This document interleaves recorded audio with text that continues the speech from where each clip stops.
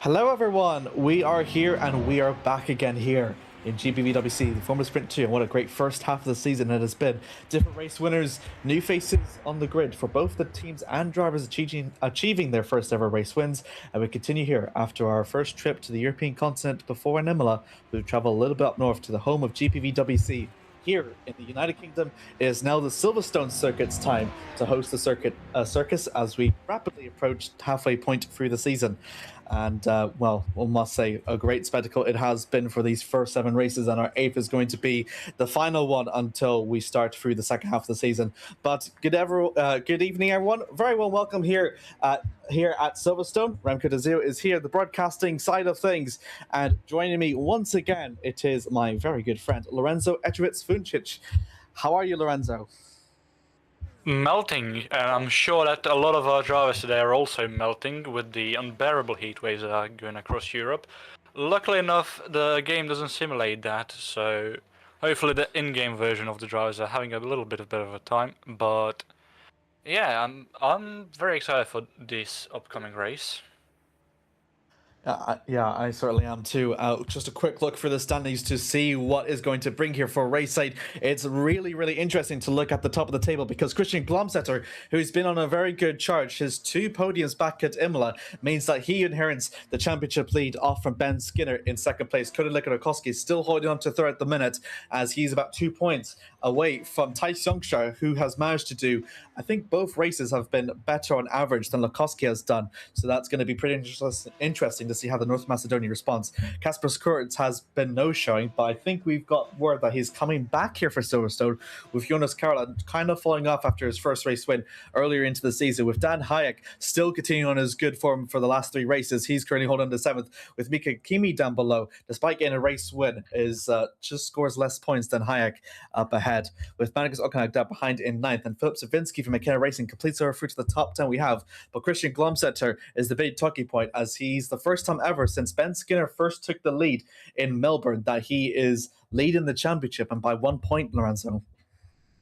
Yeah, obviously Christian Glomsetter finally toppling down Ben Skinner after Imola from the championship lead. The first championship lead change we've had this season so far.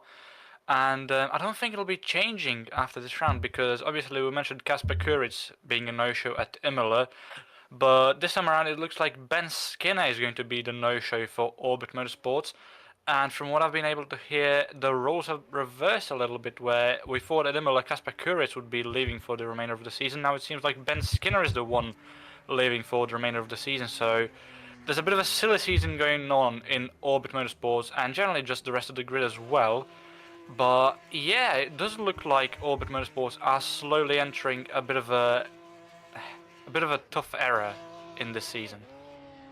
Yeah, and it could not really come at, not really at a worse time, but more crucial time, especially for how Glomsetter's done really well to perform. And all it needs really is just Magnus Okanak to kind of follow that up, and Orbit can find themselves really, really in danger. Same with Tice Juncture and Dan Hayek for how they perform in the last 3 races. Upon from their emergence, it really is dire times for Orbit Motorsports, as even though they're still holding the constructors' lead by quite a good margin, it's just one mishap, and they could really see that come down into jeopardy.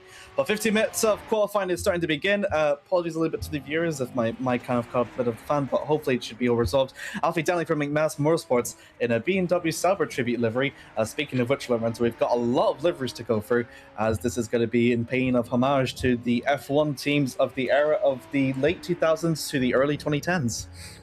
Yeah, the team bosses of this season have joined together to perform a little bit of a homage to early 2010s, late 2000s by getting on some special liveries. Obviously, we saw on the thumbnail, and we see right here Craig Patterson running Priority 1, with Priority 1 running a Williams livery from, I think that is 2011. And we saw McManus Motorsports running a BMW Sauber livery from, I think that was 2009. But they're not the only ones, obviously. As you said, we've got a lot of liveries to go through. And yeah, I'm sure we'll get our time to go around them, as we see Christian Glomsetter, for example, Fox Esports running a Spiker livery. And yeah, just 3 of a dozen of teams. Indeed, Spiker 2007 paying homage Glomsetter. I think Glomsetter is donning I believe it's an Adrian Sutil style helmet as he's routing up through to the final corner, and he's going to start through his first flying lap. That was earlier on. It was Craig Passon through the 09 010 Williams one. I think 11 just had a slight design, but Glomsetter, first one to start over compared to the one that was hosting the F1 Grand Prix, uses the bridge layout. This time we're using the 2011 to the present day layout, which has the brand new infield and then goes on to the Silverstone old runway. Previously, in the olden days of Silverstone, they would always race around the actual airfield, but ever since 2011, this is the first time ever that they're properly utilizing something of the actual airport runway infrastructure, and that has been imposed and has provided, I think, a pretty good opportunity for racing. I think it's been I don't think it has been like a net positive or a net negative. I think it's removed some of the challenges, but I think it's also added the challenges to Silverstone, but still retains the characteristic that Silverstone is really known for, Lorenzo.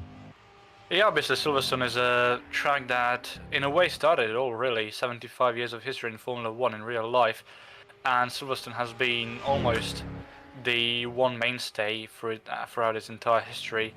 And in a way, we talked about Imola and how it's a very good representation of how motorsports has evolved through its history, but I think Silverstone is equally as important in the evolution and progress of motorsports as Imola is, if not even more so.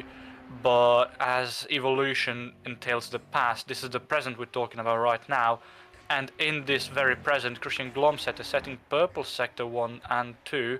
Obviously the first man to have started his flying lap, but a bit a bit off there through the final section. It will be a slower lap time, and it will be enough for P2 at the moment at 10.5 off of Youngstra.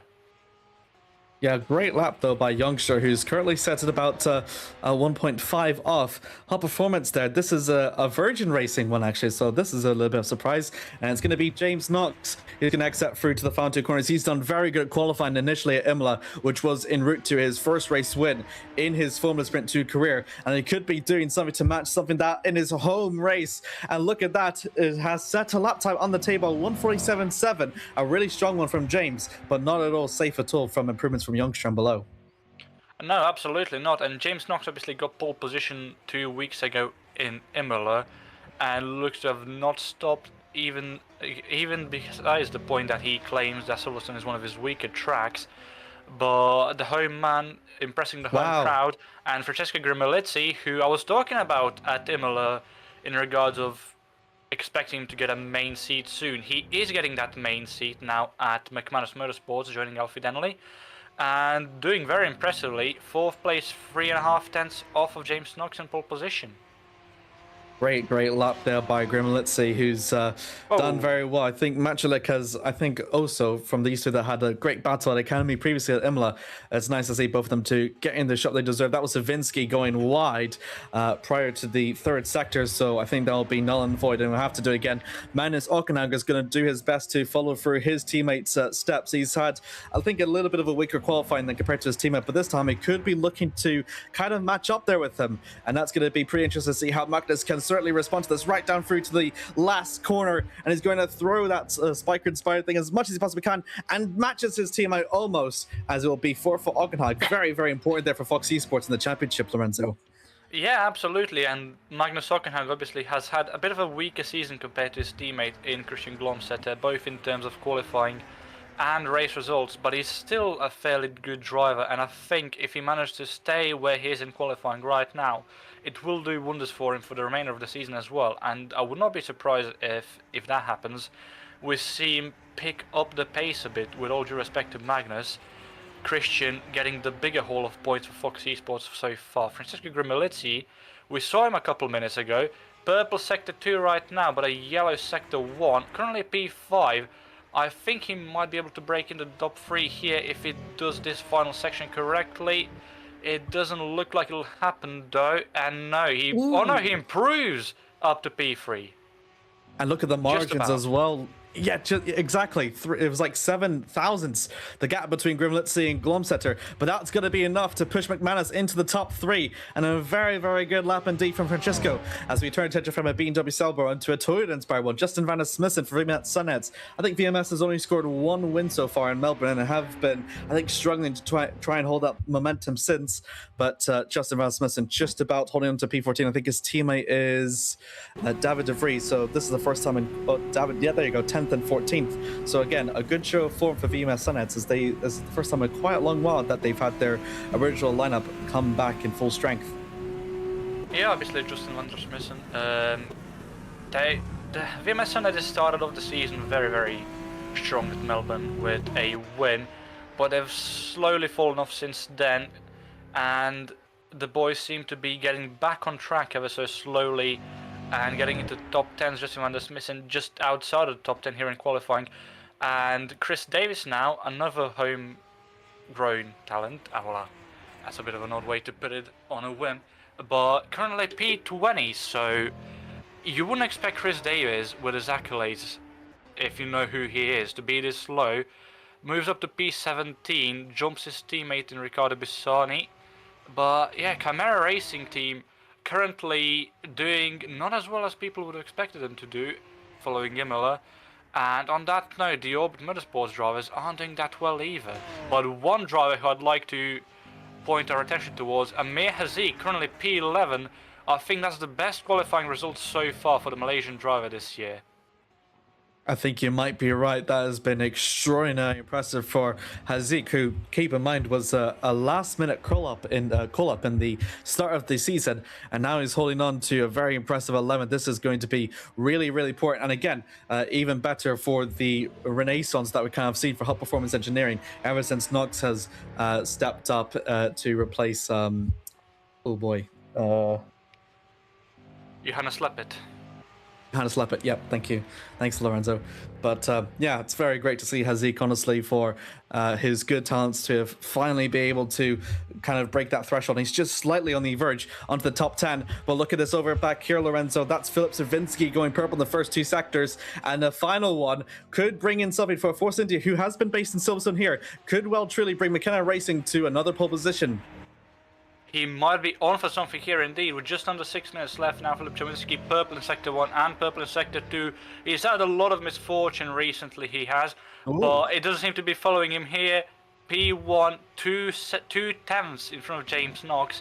And it looks like Filip Sierwinski has finally gone back into his groove. Christian Glomsetter now on board with him from one orange car to another. He doesn't improve from P5 with a yellow Sector 1 and 3, but he was green in Sector 2. Well, that's our third different driver that we've seen take pole position here. Back over to Alfie Danley, who's not improved. He will still remain in P13, but Sierwinski holds on to about 2/10 from Knox, who in turn is about a 10th away from Youngstra. So that is still quite a little bit sizable margins for FS2, but I think it does go to show just how much you really need to string your lap together, Lorenzo, and also just the huge benefits of continuing your runs, and as the tracks gets grippier, you can hold on to the track as much as you possibly can. So again, we've kind of seen that benefit as well, and with 5 minutes left to go, I definitely think that the 47.4 is not going to be our pole position lap time. I think it's going to get quicker from here. No, you might be very right, and we're on board with James Knox, so I think we'll be one of the main candidates to get that pole position away from Filip Sierwinski yet again, although he was yellow in Sector 1, and he seems to be struggling there quite heavily through that was Blufffield. So yeah, maybe not for this lap, but he's still got time enough to get a proper lap in. 4.5 minutes left on the clock, and yeah, I think James Knox will be putting Filip Sierwinski in a bit of a tight spot, but I don't think he'll be the only one. Definitely not. No, yeah, absolutely. I agree with you that one, but I think Knox is certainly going to give it his all to try and mitigate the loss that he's had in the first sector. As you can see, they're right over through Meggetts and Beckett's for the exit out. And I think he just a bit too much on the grass on exit, which has, I think, compromised it even further. I think the British driver kind of sees the writing on the wall that this lap is not going to be the lap that he's going to hope for, that will put the challenge to Sierwinski, who, keep in mind, Sierwinski's into the pits, and same with Glomsetter, so that both of them are going to eye for that last minute attempt. But Knox and Youngstra and Grimalitzi are still out there trying to get as much laps as they possibly can. Knox around through to the final corner, who will have to go again, and it's just going to be a 48.4. But I think we'll still keep our tabs on him and see if he can make any more improvements, though. Thijs Youngstra, who's crossed through the start-finish line, he's going to be starting for something that he's going to try and get back that pole position that he had at the start of the qualifying session. But I don't think he has improved that drastic since we've started, Lorenzo.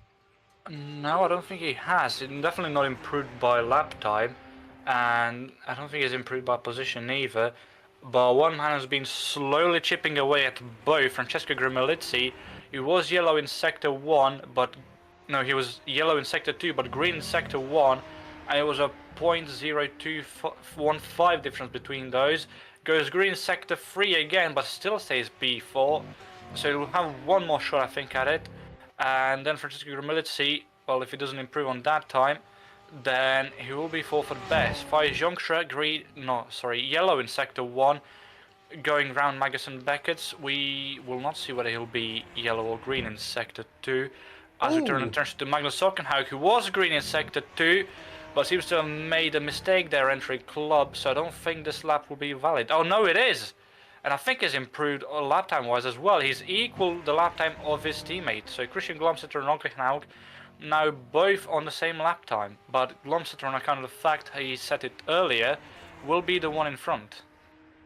This could be a bit of danger through to Glomsetter as well, who's only on the 5th. He still needs to hold that points because he's not in no trouble for the championship lead, even though Ben Skinner is not here. I think he wants to make it as sizable lead as he can. Thijs Youngstra, he does not improve. He will still remain in 3rd. Knox enters into the pits. He thinks he's calls this qualifying over with 1 minute and 50 to go. I think he might have enough time for another one, but I'm not quite sure on that. Absolutely not. Actually, no, it's 147 extra, so you are right on that. So that's Nox's qualifying over and done with. So now it's going to become a kind of a dogfight in the lead between Stravinsky and Youngstra. Mark Salagi, meanwhile, he's managed to push himself up into the top 10 and removes Pisani's also improved as well and manages to put Camaro Racing Team up into the top 15, which is very, very important. And Mika Kimi also does an improvement as well, but he will be 11th. And David de Vries, he will start through his another flying lap added to his, as he's currently holding on to P13. His teammates just really on the verge of missing out on the P15. It just requires an improvement from Denley or Luvink to displace Van der Smissen out of that position. As Grimmelitzi, he manages to make an improvement and he'll go back up to P3 and displaces Youngstra. Yeah, lovely lap down there from Grimmelitzi. Unfortunately, we didn't get to see him cross the line, but we are following David de Vries now, who is improving as well. 2/10 up in 2/10 down on the best lap time in Sector 1 and same in Sector 2. However, he is green in both sectors, so if he can do club here as best as he can, then I think he'll be going up from P13, potentially into the top 10 around the final corner there, crossing the line. David de Vries goes up into P10, so just about fulfills my expectations. Yeah, very good there from de Vries. Very important improvement as well, as we can sort of see the session starting to come to a close. On its dying seconds, Thijs Youngstra throwing his car everything he can to get himself back up to the top 3, and yes he can! Up into P2, Youngstra, but will not be enough to displace Stravinsky, even though he gave it everything. Speaking of Stravinsky, he's gone through to the line. It will not be improvement, but he seems to be fine, and he's going to try his best to cement there. The checker flag has dropped to Lorenzo. Are we going to see any more improvements from the drivers? I don't think so. Christian Glomsetter there crosses, turns around the final corner, doesn't improve his lap time, doesn't improve his position. Craig Patterson there, going through Vale, I think that is, approaching the final section now of Club. He was green in Sector 2, but he was yellow in Sector 1. I don't think he'll be able to improve on his lap time, because he's lost more time in Sector 1 than he did gain in Sector 2, rounding the final corner. Craig Patterson goes up to P7 and jumps Dan Hayek as well as his teammate in Jonas Kaurala. I think it's the first time in a pretty good while that we've seen Craig Patterson jump his teammate. Very, very good there from the driver from Guernsey. Dan Hayek is kind of struggling. That's Luvik that has jumped a few places. He's broken into the top 10, and that will allow for McKenna Racer to be a 1 in 10. Very important for themselves. But looking over for Dan Hayek, he's invalidated. I think he's gone slow on exit, and I think that might be his qualifying done with, as Emil Droverdrive best can do is P9 for him, I believe. No, he's still improving. My bad. It might not be over for Dan Hayek here, going through Stowe, entering Vale, approaching Club. He was green, as you said, in Sector 1 and 2, and he's currently P9, which is lower than we've seen him for the past 2 rounds, I think. Around the final corner, will Dan Hayek improve, or will it be invalidated? He does improve, but only up to P8, and lodges himself in between the 2 priority ones. However, Jonas Karola still on his lap, green in Sector 2, yellow in Sector 1 though. Can he push himself back up into front?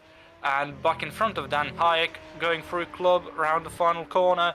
Jonas Karola, he stays in P9. Ooh, and just outside, just barely just within the top 10 as well, but that was so close. The checker flag has dropped. I'm not sure if there's any more cars left to set the lap times. VTH has gone into the pits, and there it is, Glomsetter. He's gone for across the line. That's his qualifying over and done with. I think that has all confirmed and cemented us that Filip Stravinsky, once again, it's him that's going to be taking pole position here in Formula Sprint 2. And a fantastic result for himself in McKenna Racing for qualifying. Thijs Youngstra for Moldova drivers in second place with James Knox for Performance Engineering in third with Francisco Griminizzi from McMasters in fourth, and Christian Glomsetter for Fox Esports is 5. So that's 5 different teams, 5 different drivers in the top 5. Magnus Ockenhaug for Fox is in 6th with Craig Patterson in 7th, Dan Hayek in 8th with Jonas Karola in 9th, and Mitja Luvink for McKenna Racing completes over for our top 10 for the feature race. David de Vries follows through in 11th with Mark Salaki split between the 2 VMS cars. It is Van der Smissen, de Vries' teammate, in P13 with Mika Kimi for Alkits National in 14th, and Alfie Denley just about gets himself up into the top 15. He beats Ricardo Bassani for Camaro in 16th with Amir Zeeuw in 17th, David John for Aquila in 18th with Chris Davis for Camaro Racing in 19th, and Lucas Matulek, his new appearance in All Motorsports, and the best he can do will only be in P20. follows that through to the rest. Casper Curtis's teammate is going to be P21st, with Nova McKenna in 22nd, Cody Nikolakowski in 23rd, Jamie Klump in 24th, Leila Petraglia in 25th. For Hunter Birch beats Eamon Asabir in 26th, Mihailo Vicentievich for ST Racing is 27th, with Manamani Kandan in 28th, Pablo Mata for Mixview in 29th, and Hansko Mibis for ST Racing is 30th, with Mihailo Vicentievich, Gabriel Ramos, it is that he will be P31st for GPVWC Academy. 31 cars here, and quite an exciting feature race to definitely look forward to, especially from the amount of events that we've seen throughout the entirety of Formula Sprint 2 thus far, and we're still not over yet, Lorenzo. I mean, that was a pretty good qualifying, I must say.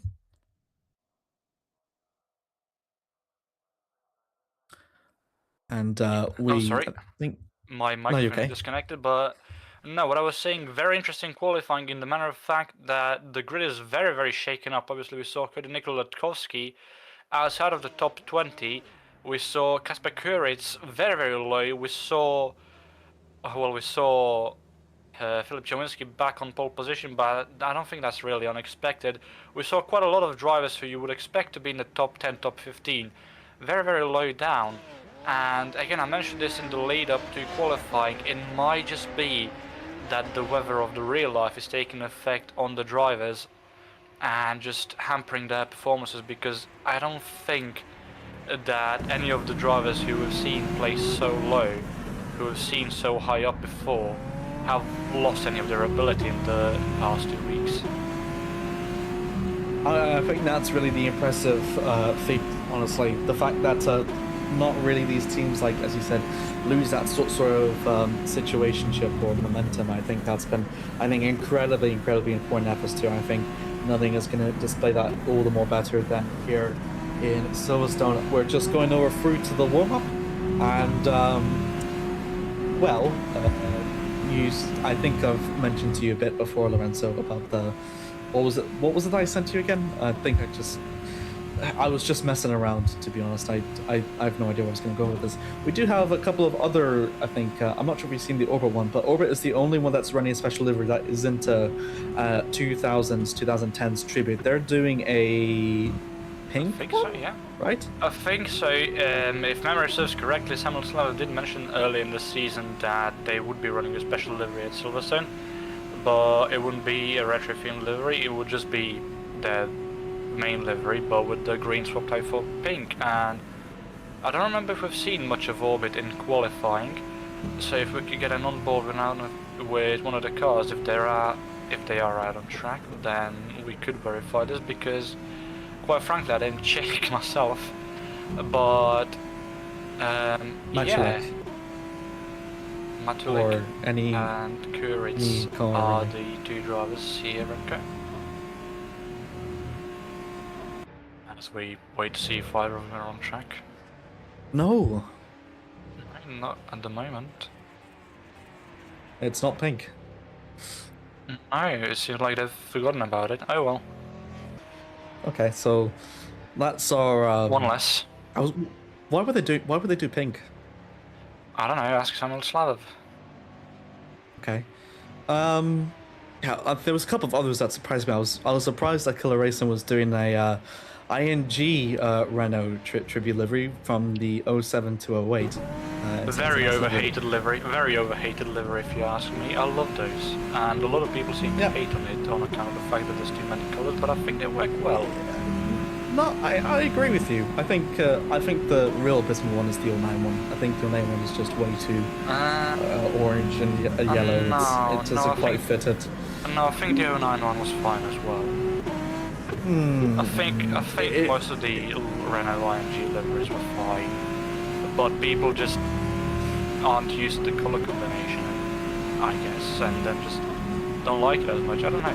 I think it's really hard to make the colour combination of yellow and white work well, and I think with the IMG liveries, Renault made them work fairly well, although those two colours were helped by the fact that there was a lot of orange and blue as well, but nevertheless, I do like the IMG liveries. Can we see Gabriel Ramos as well out on track if possible, Remco? I think this is another one we wanted to talk. Thank you very much.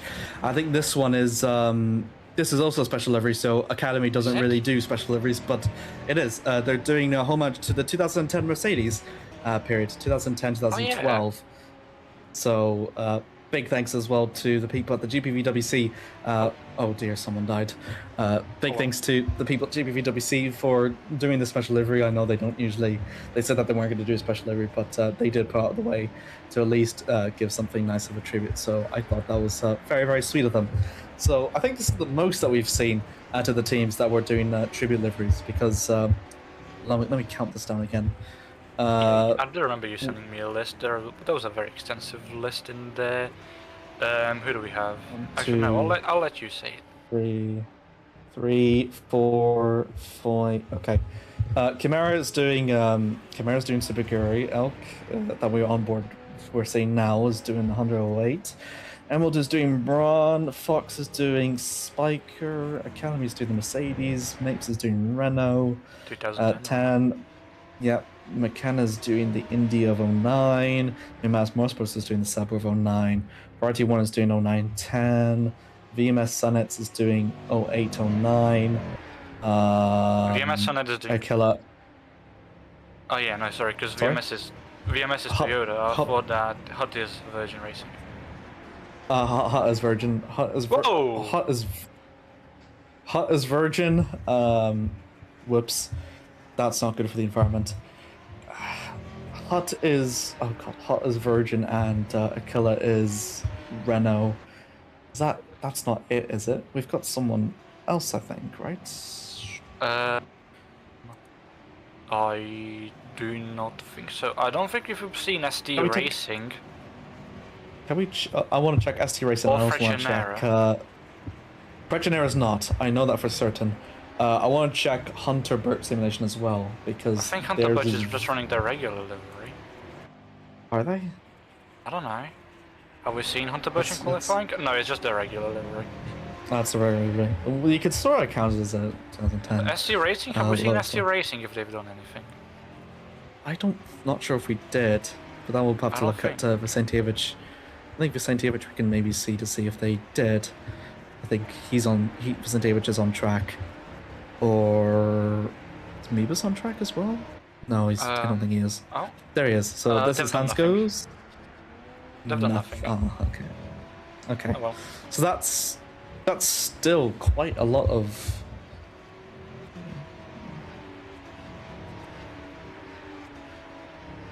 Very intensive mathematics here, folks. Give Amir a minute.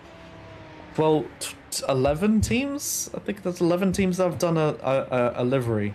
A special livery of sorts, which is very nice. I'm not doing it. I'm not LARPing on the broadcast. I'm not going to call Craig Patterson Kazuki Nakajima. I'm not calling Cody Nikolakowski Robert Kubica. And I'm not calling Magnus Ockenhaupt bloody Christian Albers. You can't pay me to make me. Nor am I calling James Knox Timo Glock. You just can't make me. It kind of rolls off the tongue as well. Like, is that Knox? Is that Knox? Is that Knox? Bassani was who? Who did I put Bassani as? Bassani was Takuma Sato, which meant Chris Davis was Anthony Davidson, who's up ahead. Savinsky, even though he's Polish, I put him as Adrian Suto because I thought that was the closest to his nationality. I'm very sorry, Savinsky. Geographically, it is. But... I don't know why I put Alfie Denny's Sebastian Vettel. Probably because I was worried of having two Robert Kubicas. Well, no, because Alfie Denley is running a Sebastian Vettel style livery from, I think it was 2018, where he had the white and then the German flag across his noggin. Okay, so Denley just has a Thai flag instead. Okay, so we can technically say BWC was from 07, and Grimalitzi can happily be in a Keitfeld in the story. Why did I put Karl as Nico Hulkenberg? Jonas Karl's won, which Hulkenberg has never done.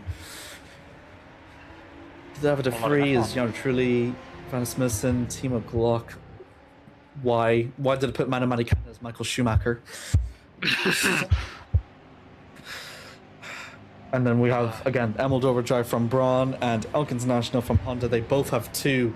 They both have the same car. So that means we've got Hakeem and Hayek as Jensen Button and Eamon and Tice as Rubens Barrichello. And then we've got Killer Racing from 2007. So that will mean that we needed, oh god, who is it again? It's David Yunt and Mark Salagi. So that will be like what, Salagi as Heikki Kovalainen, and that will allow for Yunt as, oh god, I'll get it. Giancarlo Fisichella, that's who it is. So that's, or Fernando Alonso. We could have one as Fernando Alonso as well. I'll take that too.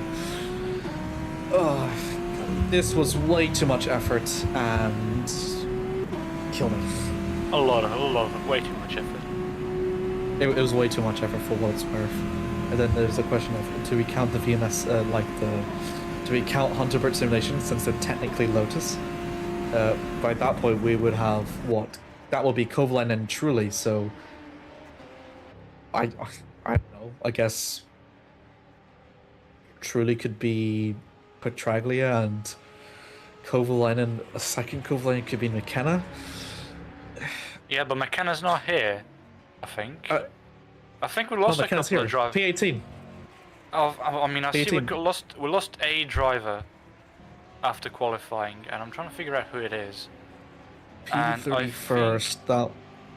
I think it might be, no, because Hansko Mebius is here, I think.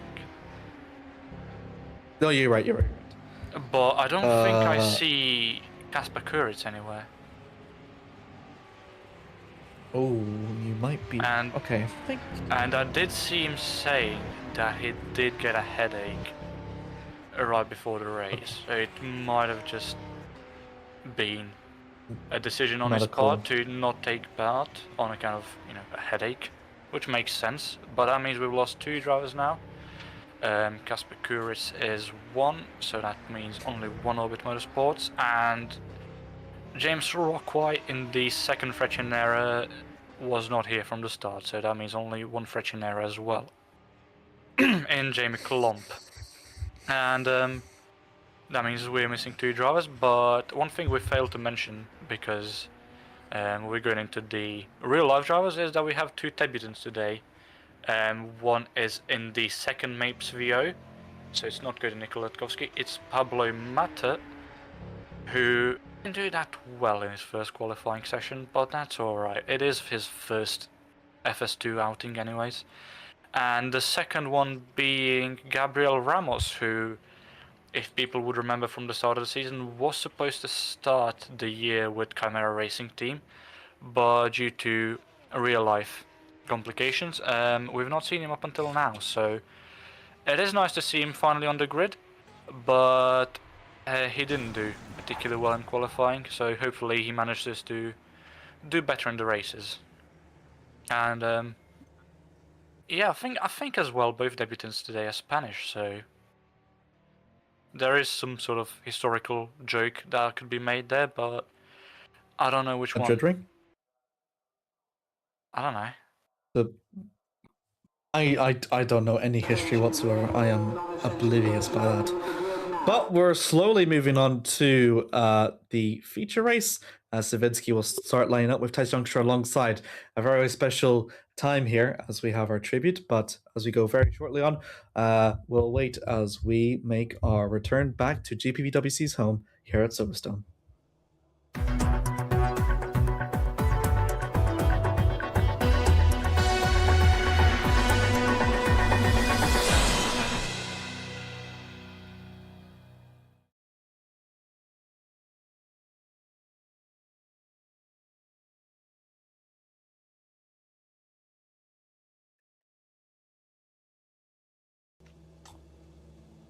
I think I'll maybe ask you for predictions at the end of the broadcast graphic for maybe a bit of a change, see if that makes it any more better.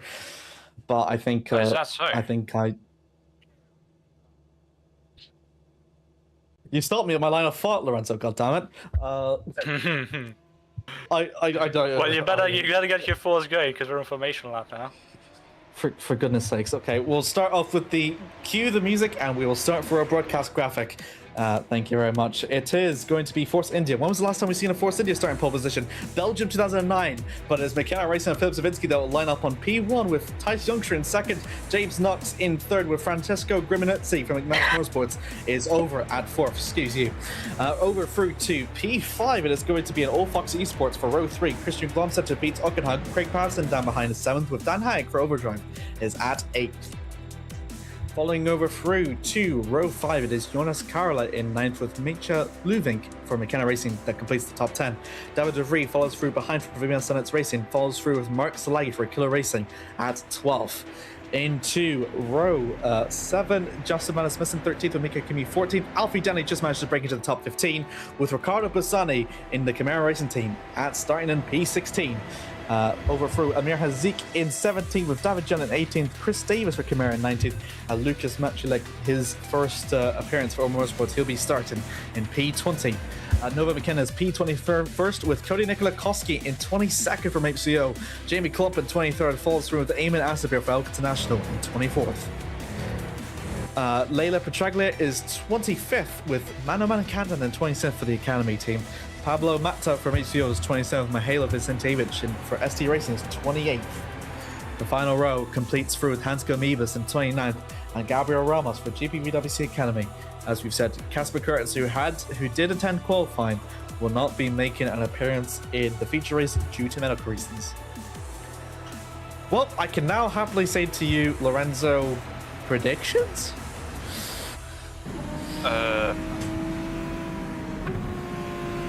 To be quite honest, not a clue. As long as there's good driving standards, I am genuinely completely impartial as to who wins these two races for today. Yeah, I didn't even think that hard as to who would be competitive around Silverstone here for this round, which is surprising for me. But yeah, again, as long as there's good driving standards, I think I'm completely impartial as to who wins. Gonna wait to see the final cars line up onto the grid. Just reaching out to the edge of P30, you can just see they're right onto the corner, so a little bit of disadvantages compared to the rest. Stravinsky is going to hope to have a monster start so he can pull away from the field like we have seen in previous times. As we just wait for someone to slowly get lined up onto the grid, but that will be, I think that should be fine. They'll be able to line up. We will get down to 5 green lights very, very shortly. As actually, that's the person in P29, I think. Is that Mebus? I think it might be Mebus, I think. No, it's not. That's Vicentevich. It's Vicentevich, but he's managed to line up now. There it goes, lined up now properly. So all 30 cars are ready to go roaring as the 5 lights are starting to become on. As we make our grand return here to Silverstone here. The lights are off and we're away for the feature race. A pretty decent start there by Savinsky, but Youngstra is going to try his best to follow him through. He doesn't. He elects to go behind as they navigate all through turn 1.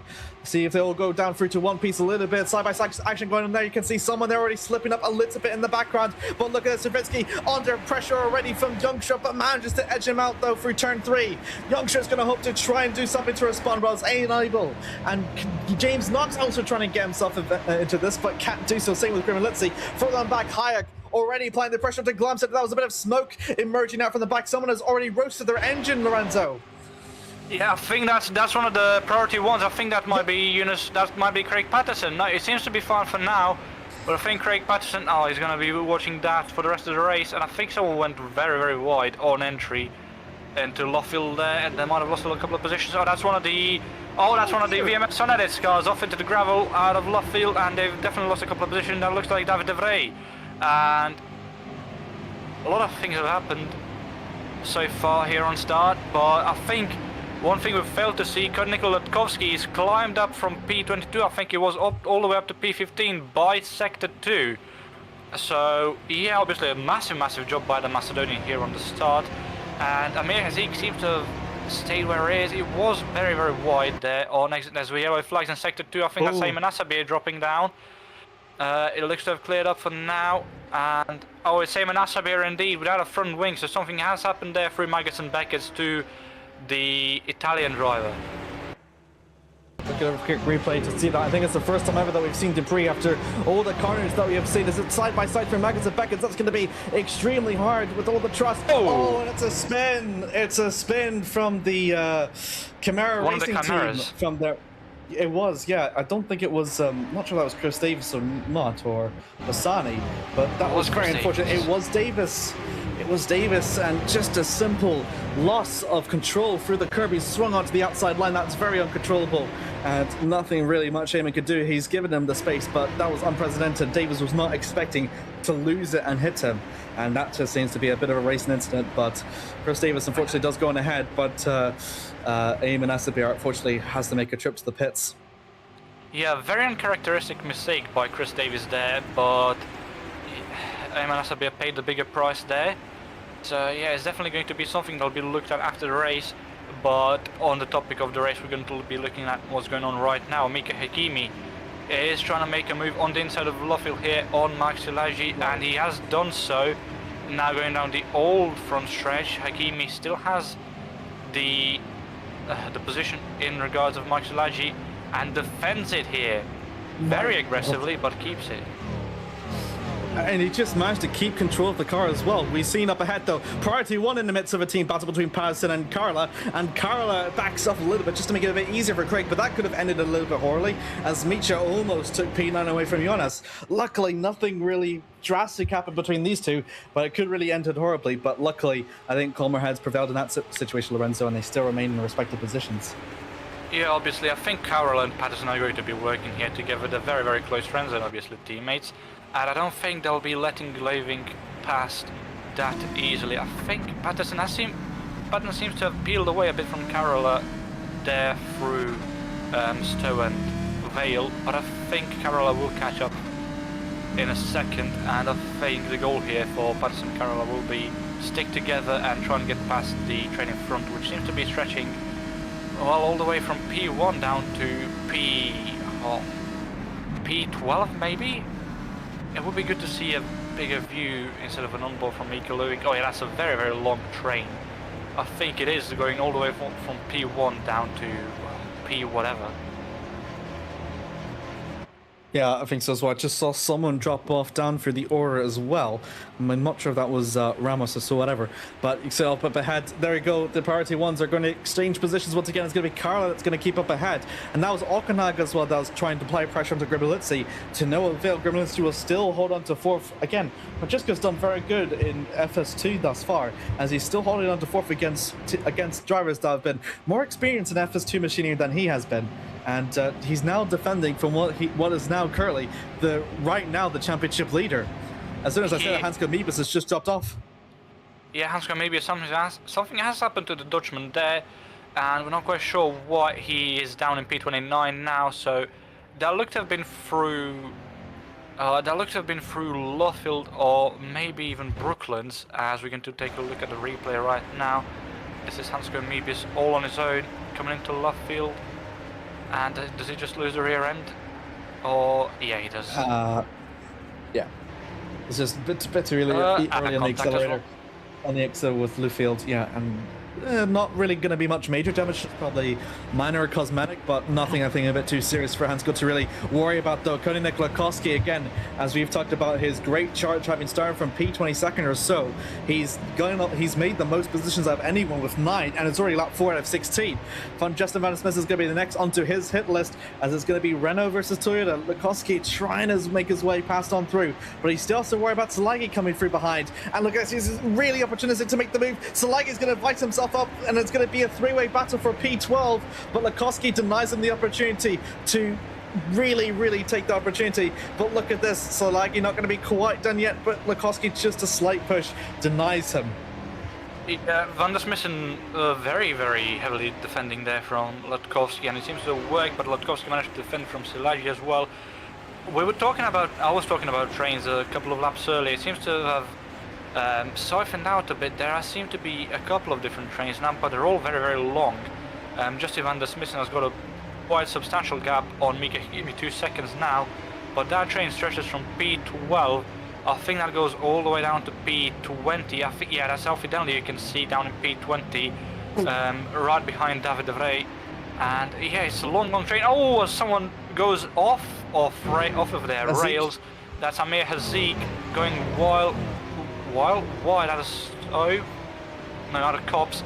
And he's not lost position yet, but he's under threat by Riccardo Pisani, and Lucas Matulik is there as well, just ready for another mistake like that. And I think we've seen Amir Haziq early on in the race do that same exact mistake as well, so he seems to be struggling through cops quite a lot, which might be a setup issue, meaning that he struggles through higher speed corners.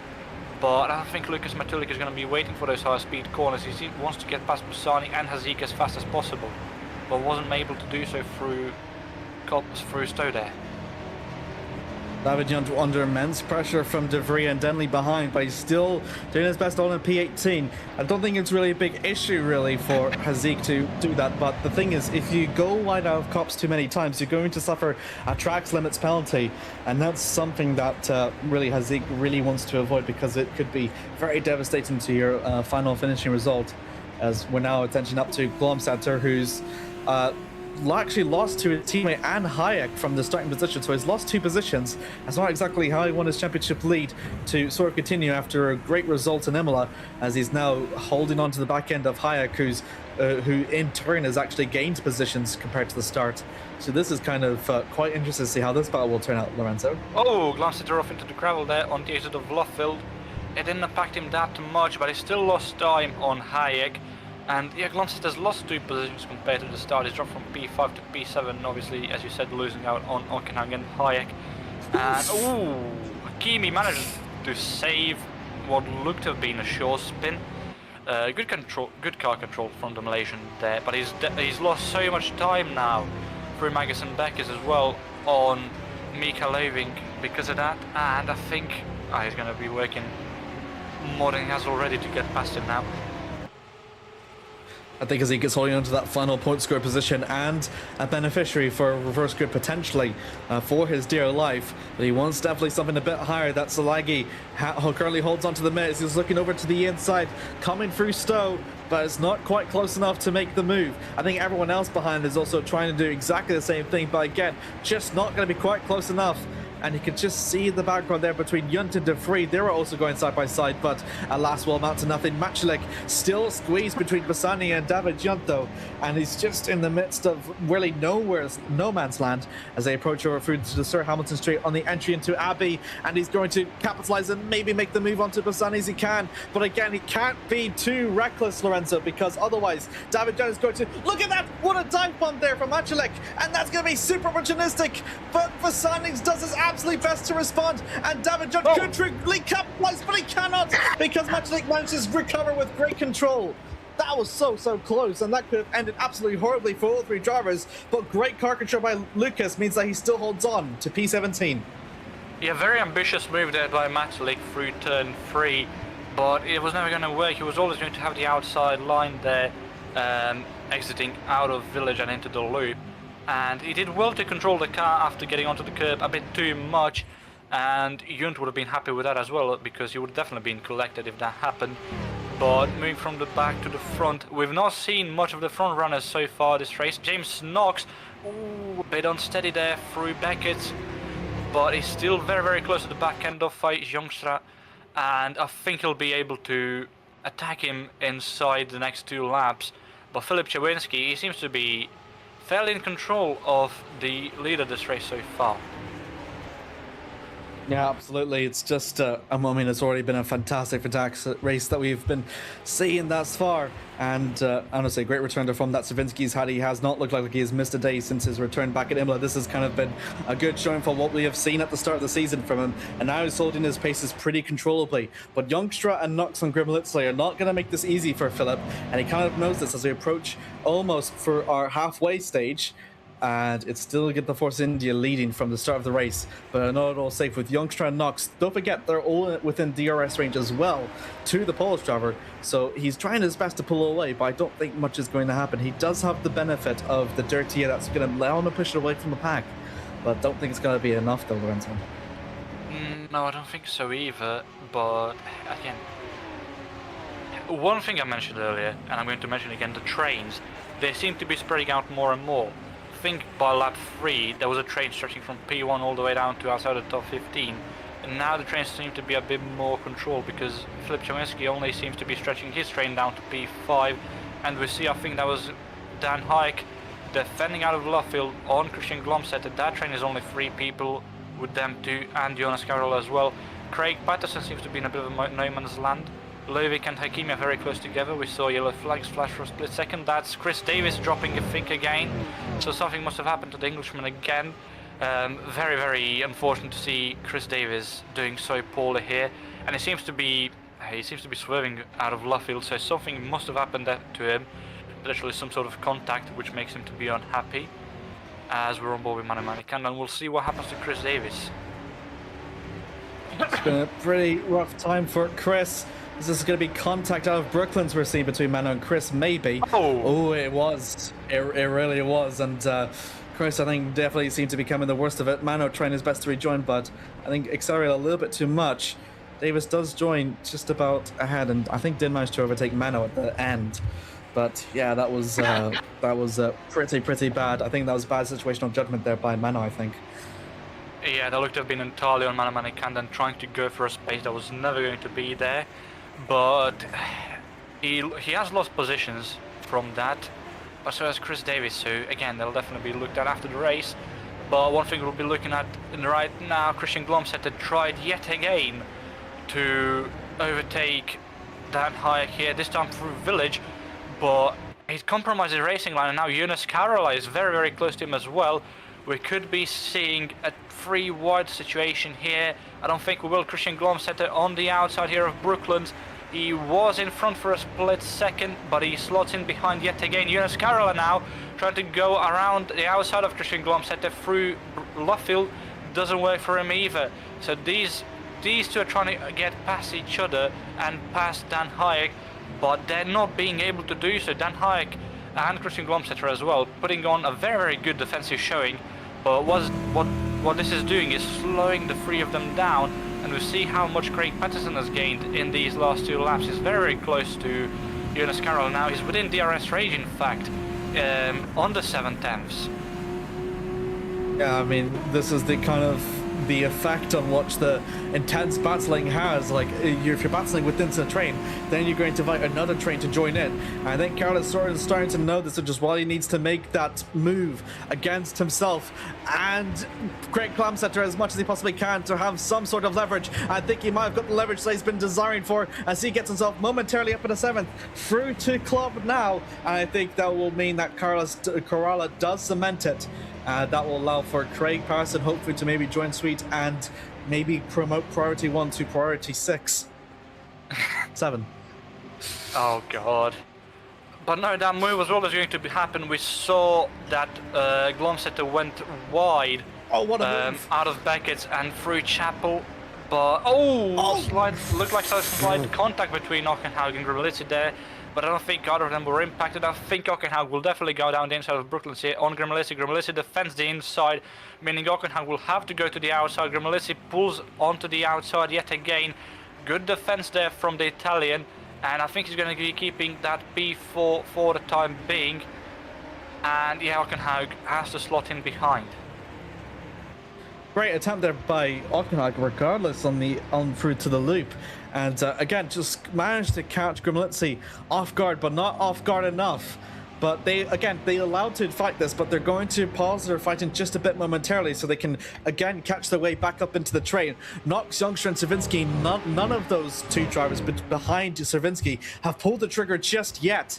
I think they're just trying to hope that there's going to be a bit of a leverage or a gap to sort of pull away from Grimmelitzi and Ockenhaug to maybe make a move deemed risky enough. But the thing is, Grimmelitzi and Ockenhaug behind, they're catching up regardless if they're not fighting. So I think one of them has to make a move regardless. And I think Knox is starting to realize this is why he is so quite close to Youngstra now.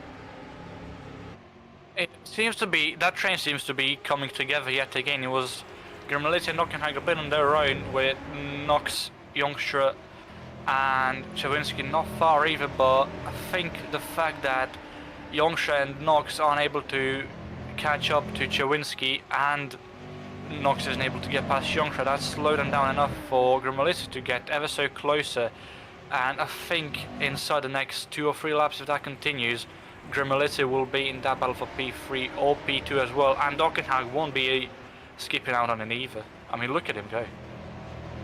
Yeah, it's just amazing, isn't it, to see it. We're approaching for lap time 16. That was Carla overtaking Glomsetter back for P6 again, I think that was, further down behind.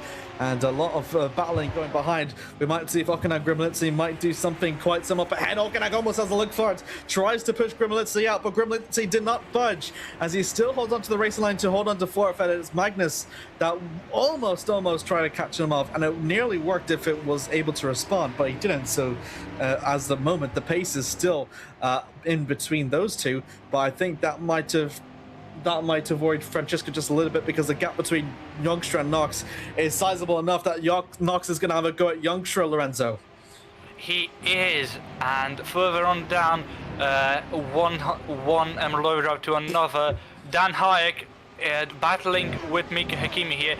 Something has happened to Dan Hayek that we didn't see, maybe a driver error, because he's dropped from P6 down to P10 now, so he's been passed by Carola Glomsetter and Leuvink, now Hakimi as well. He was behind Patterson for a short while as well, but now Patterson has dropped behind Hayek and Hakimi as well, and I think Patterson will be looking to get past Hayek yet again. So again, something has happened to Dan Hayek. We don't know what exactly, but he's dropped, I think that's 5 or 6 positions now inside the lap. No, I think that might have been a big surprise, and that's allowed for Hakimi to again push himself up into the top 10 for the first time ever in this race. Van der Smissen and Kododeklokoski, though, haven't been benefits from whatever has happened to Hayek, though, as they still remain in the same position as well. Knox and Youngstra make a collision, and Knox through to the inside. Think this might be the move that he gets to P2, and is might be able to cement it. Right on the exit, the Hot Performance Engineering driver does it. That was very scary, but Knox kept it. Knox and Youngstra both kept it control, and after that little bump, though, Knox gets himself up at a P2.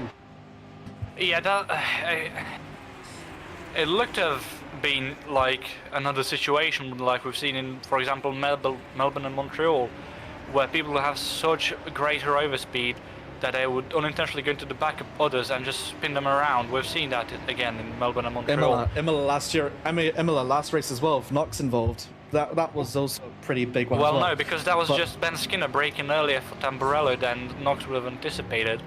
What I was talking about was, well, it was under the effect of DRS, but I don't think there was any DRS involved through into Village. Nevertheless, good to see that neither of them were impacted, other than obviously Youngstra losing his position. But yeah, James Knox now up into P2, but he's got a second of a gap to catch up to Filip Czerwinski in the next 6 laps, going into 5. Czerwinski. Yeah, Knox and Youngstra, they've battled for just a corner, but that gap has already been so vast that it's already gone to over a second. That's out of DRS range. Craig Patterson into the top 10 with an overtake up against Dan Hayek, but Dan Hayek trying his best to counteract that. But I think Patterson had the better corner line into that, and I think will surely cement through to the final few corners and club. And now will be it cemented. It's Craig Patterson up into the top 10 with a very good overtake up against the Emerald Overdrive driver. Lap 12 out of 16. We've still got about a handful of laps left to go. Up ahead to Corella and Glomsetter. This is still going to be for P6, and I'm not quite sure how Glomsetter would feel about this race, coming in as the championship leader and fighting over for P7. Maybe has gone to show just how really difficult the FS2 field has been, that the championship leader is finding his way to navigate over through to 6th and is about 5.5 seconds away from the leading pack as well. And it also shows the train effect really at Silverstone. Yeah, it really does, and I think Glomsetter might not be able to get past Carola here, you know. Unless Carola makes a mistake. He seems to be very comfortable in controlling Glomsetter behind him, but I don't know. Even if Glomsetter does get past Carola, he won't have time to catch up to Ockenhaug, lest Ockenhaug sacrifices his own race to let Glomsetter catch up. It's, again, as you said, lap 12 of 16, and look at the gap between Ockenhaug and Carola, it's 5.7 seconds. And I don't think that if Glomsetter gets past Carola here, he'd be any higher than P6. Glomsetter's running out of time to make a move on Carola, because Leuvink is I think slowly starting to catch up and doesn't really have the pressure of Hakimi to really worry about. So again, we could see these two trains start to merge in the dying stage of the race, and as a result, Glomsetter will have not a chance to make an overtake or even attempt an overtake without risking of losing P7 to Micha. So that's another thing that the Norwegian really has to consider as we approach over for lap 13 out of 16. Savinski still leads. James Knox has already made an overtake on Youngstra. He's eyeing for an overtake against Savinski, and he's within DRS range, I think, in this lap. I don't think he'll be. I don't think he'll be within DRS range just yet. Maybe next lap, but no, I don't think he definitely isn't in DRS detection range here. James Knox 8 tenths away from Filip Jowinski. Yeah, you're right. Yeah, not remotely close. But I think next or the lap after that, I think James Knox will be in DRS range of Filip Jowinski. But I think he won't have to just worry about Jowinski in front, because Youngstra is right there, and then Youngstra's got Grimmelitsi behind him as well, and Grimmelitzi's got Ockenhag behind him as well. So, in a manner of speaking, we've got a 5-way battle for the lead here, but neither of the drivers seem to be making any moves just yet, other than Ockenhag occasionally on Grimmelitsi, but they all seem to be biding their time, and they're running out of time to make their move.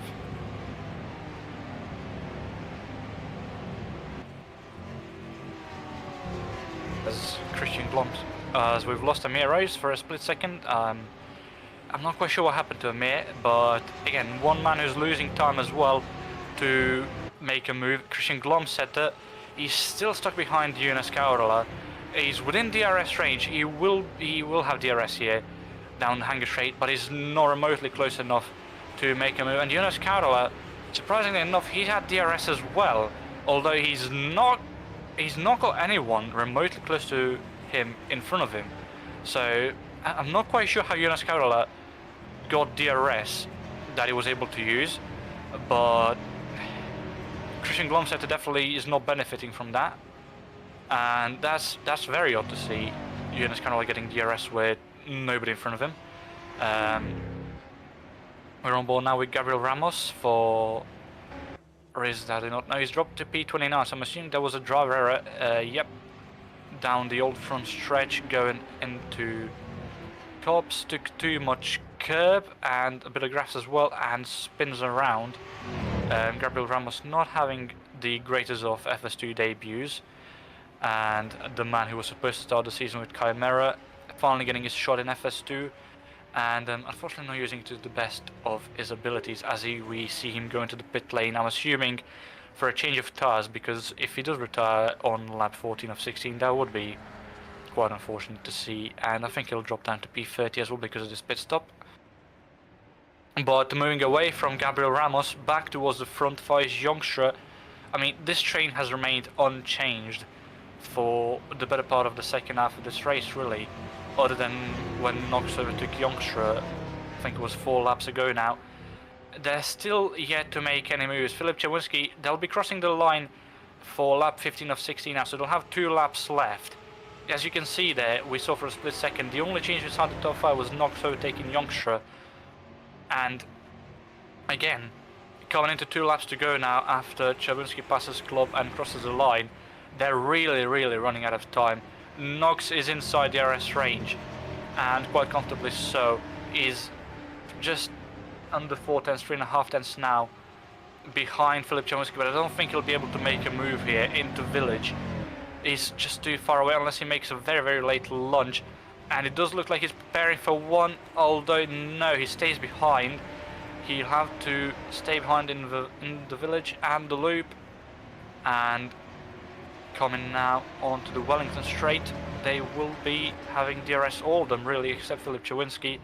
But yet again, I think James Knox is just too far away to try and make a move into Brooklands on Filip Jowinski.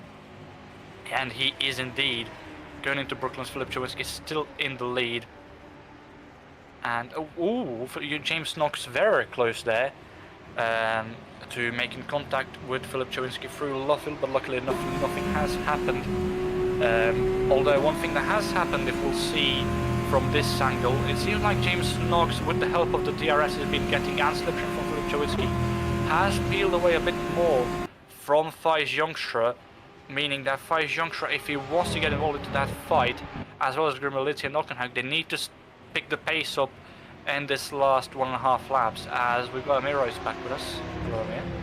Thank you very much. Sorry about that. A bit of an internet disconnect onto the final lap, almost. A final lap and a half between Cervinski and Knox. And it's going to be so close on the dying stages. He's playing on the dying margins, James Knox is. But he's still not far away from Youngstra to make a risky move again behind. And Cervinski is going to put his eggs into his basket and surely going to hope that that will be enough for him to cement his first race win. In actually for his first time, I think, in McKenna racing as well. On the exit out to the final corner, we're now approaching to the final lap of the race, and what a great race this has certainly been, Lorenzo. As we're going to see probably one of the greatest final laps in FS2 in recent memory. Potentially, but one man who wouldn't be starting his final lap, Riccardo Bisani, we've lost him now on lap 15. Something has happened to the Italian that I'd like to take a look at after everyone crosses the line, and that's something we'll have to keep in mind. But what these four have to keep in mind is if they want to move up, now is the time. It's the final lap. There is no more time left. I've said it before and I've said it again, they've bided way too long. Francesco Grimmelitzi thought of a very late lunge into Brooklyn's on Funcic, but it was just way too far away to do that. And oh, there's Magnus Hockenhaug thinking of a move into Luffield, but again, he's not close enough either. And it looks like it'll be a battle for P3 between Youngstra, Grimmelitzi and Hockenhaug, and the battle for the lead between Knox and Chawinski.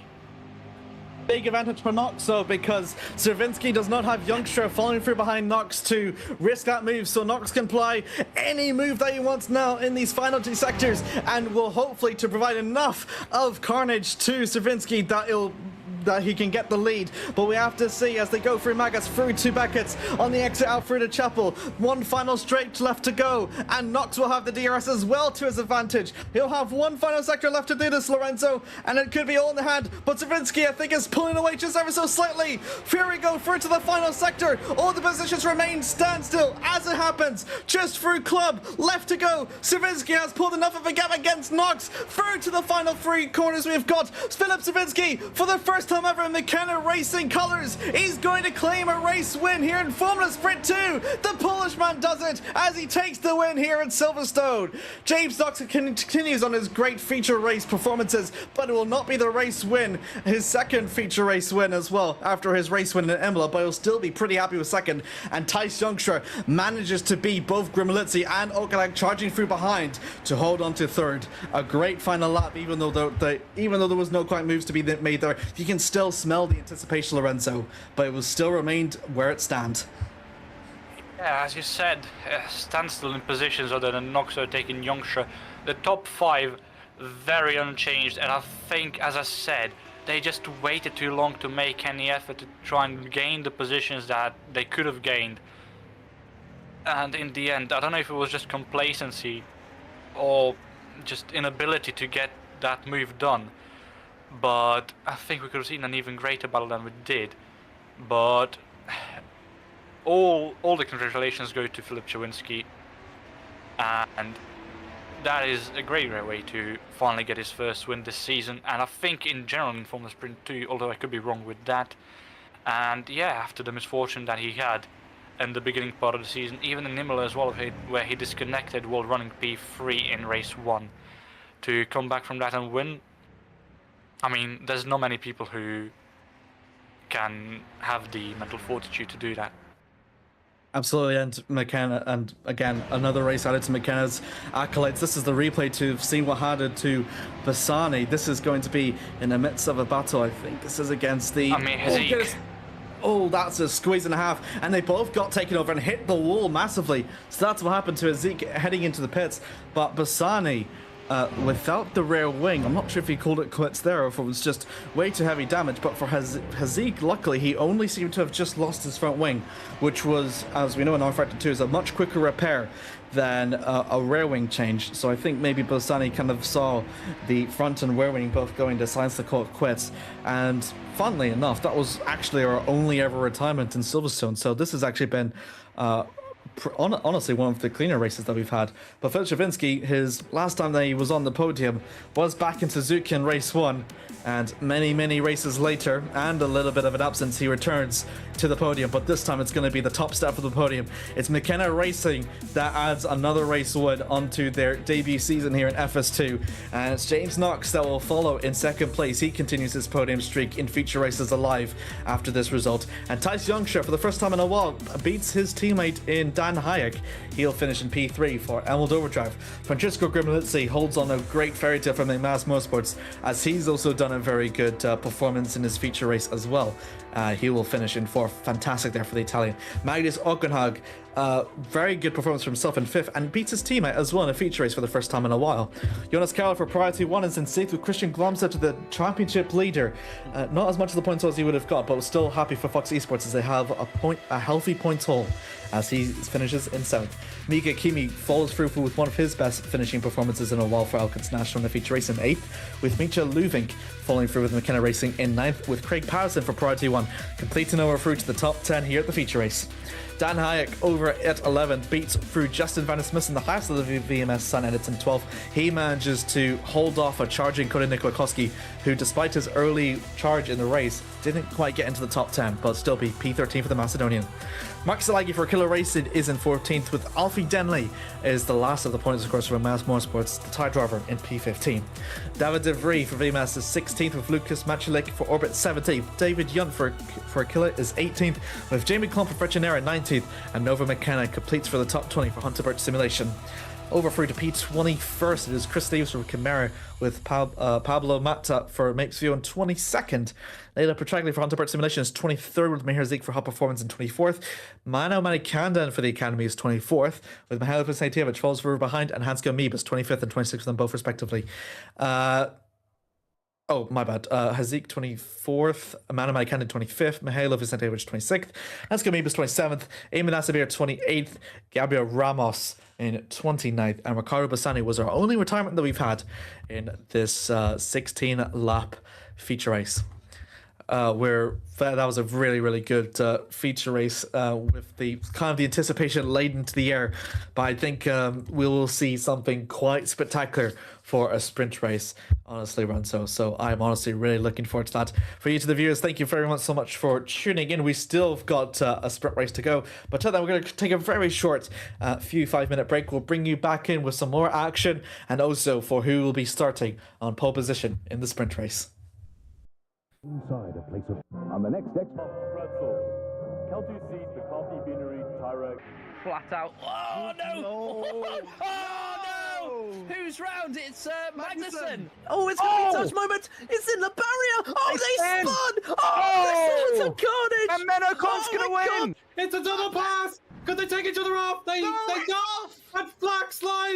It's a victory for the Tuties. They touch. They're now. Oh no! Soriano's gone around and met the wall. Mitchell will go through. Does it go uphill into turn 4?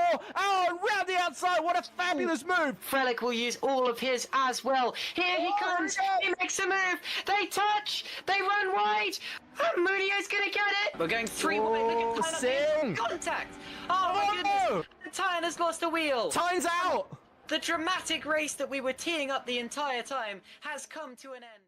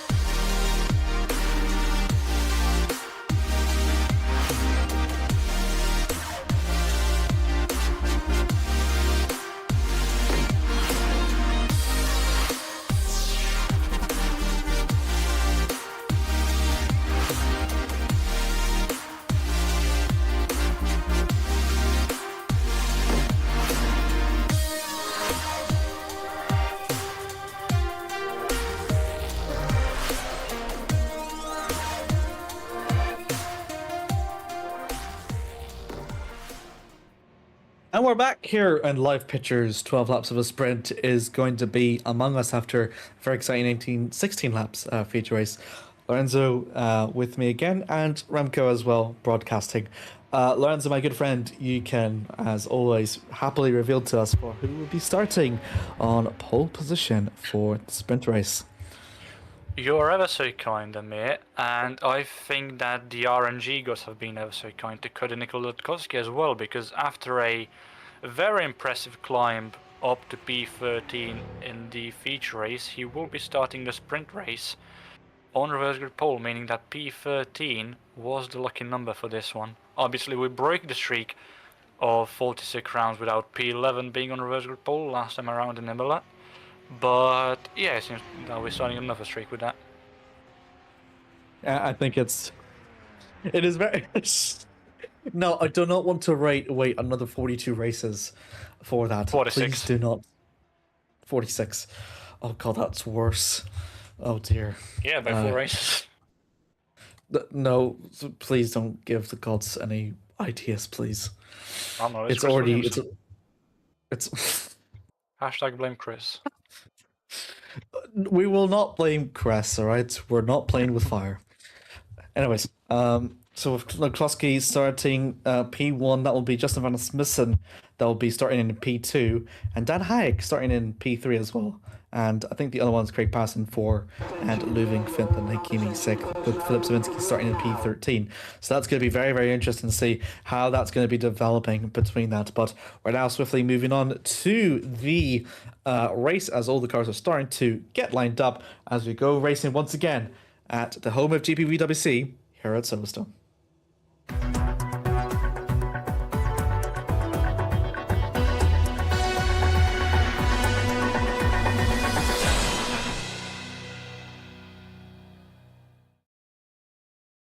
Yeah.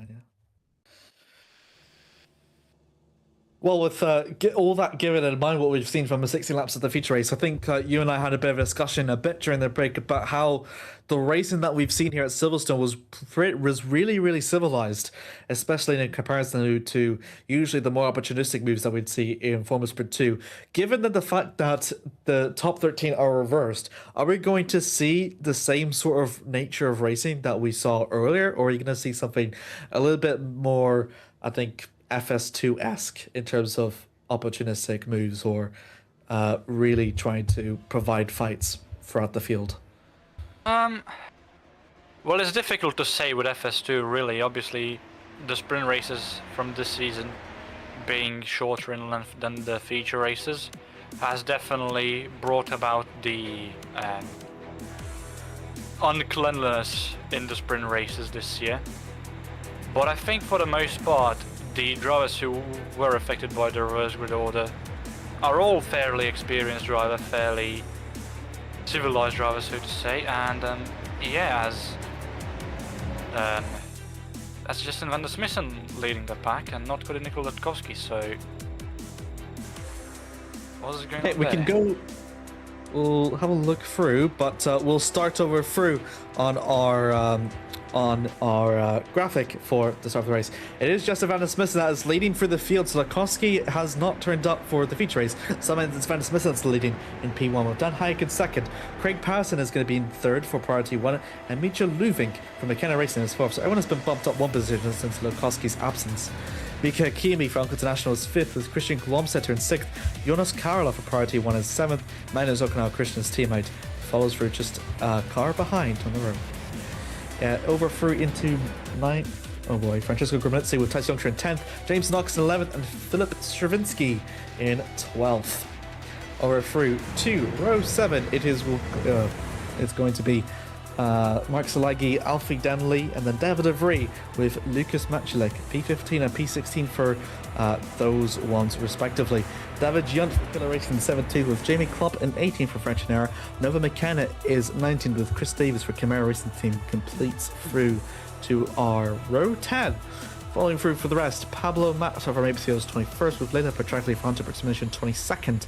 Mano Manikanda for the Academy is 23rd, with Mihailo Visentevic 24th. Teammate for Mebus is 25th, with Amir Hazik following through alongside. It is Eamon Asabir for 27th for Alcatraz National, and Gabriel Ramos for the GPVWC Academy team in 28th. Ricardo Bassani, the only retirement from the feature race, is the last car to line up onto the grid. So we've got an issue with Bakowski, so... Yeah, Nikolakowski has just seen inside the server. He got disconnected from the server and joined back with 5 seconds to go until the formation lap, and was unable to grid up in time. So I don't think the game lets him start from pit lane either, which is just... I mean... I don't think the words I would use to describe that would be allowed on stream, but... yeah. Well, with one car left, the 5 lights are going to go on. The lights are off and we're underway. Van der Smissen starting on pole from the dirty side will mean that Dan Hayek might have a better start leading into turn 1. And it's going to be these two that are going to launch out through the field in between the VMS Sunets and the Emerald Overdrive. Dan Hayek go right over to the rear wing and going to swing around, looking over to the outside. Very late on the brakes there from the Czech driver. But look at this, a denial there by Van der Smissen to hold on through. And it's going to be easy as you like for him on the exit out there. Kimi absolutely sideways as he makes the overtake Plak Nuvik and will make his way past on Parson as well to P3. 3 wide already going in the background between Glomset to Okanag and Jonstra, and it's 3 wide as well between Hakimi, Patterson and Luvik. But Hayek swings his way around for the outside, coming out through Brooklands into Luffield. That's going to be super close. He'll have the inside line and he might be on a better move as we've seen overtakes in the past. But look at this, Van der Smissen doing his absolute best to keep holding side by side between the Dutch and the Jack driver, banging wheels on the exit as they go through to the national straight. Corps is usually a defining fight ender, and it ends this fight here. Van der Smissen will take the lead from Dan Hayek. Yeah, they banged wheels there, Van der Smissen and Hayek, on the old front stretch. But Van der Smissen came out on top there in the end, and Dan Hayek has to slot in behind for the time being. And again, 4 laps less than in the feature race this time around. I think drivers will be taking more risks. As we see the last remaining Mapes VO there, going through the grass through Beckett's. Pablo Mata, something has happened to him, and I think we saw a couple other people dropping down. So there's still yellow flags in sector 2. I think that's Matulik dropping now. It is Matulik dropping, so something has happened to the Orbit driver. A lot of things are going on towards the back end of things. Manamani Kandan is out of the race. Leila Petralia out of the race. Gabriel Ramos without a front wing. So something has happened towards the back, and I think that was on the hangar straight as well, because I saw the 3 of them very close together. God, that is absolutely hectic. Comparison and Ludwig, Bullfit, and he's rejoining back onto the track. Avoid. That's so close. That could have ended absolutely horrible. But that was completely caught off guard. I'm very sorry for the shouting, but that was absolutely unexpected there. I think that was the result of what happened between Hakimi and Ludwig on the battle for P3, and just a slight contact, and it's all she wrote, and everyone is now completely bundled up now, Lorenzo. That was my word, I am absolutely speechless. We've got a lot to go through now. This is Mika Luving, who tried to make a move on Mika Hakimi, I think that was, and what happened? Luving tries bump drafting Hakimi, who corrects his car to not spin out. Yeah, Luving bump drafting Hakimi on the front stretch. Hakimi corrects his car to not spin out and takes out Luving, who takes out Patterson. Ultimately, I think that is on Luving because he caused his own demise. My word. Did you see from, I think that was Denley or Grimalitzi, the sheer avoidance that they had to do? I think there's just a reason why bump drafting is really like frowned upon here in GPVWC. It's just not at all predictable. But you could just see that Grimalitzi or one of the McManus ones have to completely avoid it, and that could have ended absolutely horribly. And yeah, that was just a really big surprise. Honestly, it could have ended much worse. And that's putting it lightly, that the fact that there was only 2 cars avoids. Grimnotzi, by the skin of his tire, manages to avoid that. And that was fantastic avoidance there by Grimnotzi, completely unexpected. And unfortunately, it was Craig Patterson, who was just left out there completely out of nowhere. Unfortunately, seemed to have caught it. And that's very unfortunate because it was one of his best, because he's always been very great at sprint races, as now he's not able to capitalize on that for Priority 1, which is a really big shame. But unfortunately, I think Luvink, it's kind of on him. But I definitely don't think it was on purpose. It's just, there's just a reason why you can't really bump draft in that situation, because it really goes horribly when it goes wrong. No, it was definitely not. As we see, something has happened to Alfie Denley, who we mentioned before with his avoidance. Alfie Denley is now dropping outside of the top 10, out of the top 15. I think Alfie Denley, he has recovered, but something has happened to the Thai driver, and he's still in the race, but he's lost a lot of time. Yellow's in sector 3, so something is still happening. Ivan Asabi are now dropping. Madovic has been overtake, and I think a lot of things are going on, and we're failing to see all of them. But we've got 14 Fs now. Petralia, Vanikan, and Ramos Lubing. Still things going on out of Luffield. Denley, that was with Asabir there, and I think that was Patterson who capitalized off of the both of them. No, not yet. Alfie Denley keeps P20 for the time being. Sails wide out of cops, but still keeps the position. I think he was within track limits ever so slightly, but I don't think Patterson agrees there.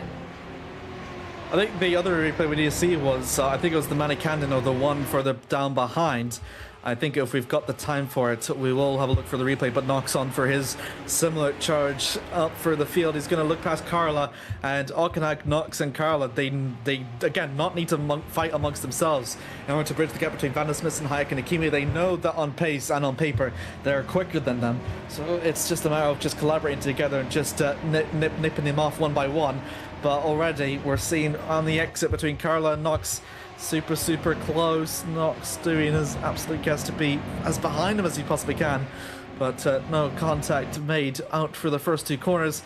And then here we go, James Knox looking over to the inside of Carla. Carla has left the door a bit open, but he's utilizing that for the corner up ahead, and I think it might be a bit of Carla's advantage, and indeed it is. He will hold on to P5 now, but Knox has got better speed on through to the start-finish stretch, not start-finish stretch, the DRS stretch, and then with that advantage plus the DRS in hand, I think Carroll is kind of a little bit of a second up, but he's still going to do his best to bring out any advantage he possibly can, though. But that's a bit of an overcorrection. Left the door really open there for Knox, and Knox will take P5. Thank you very much, he says.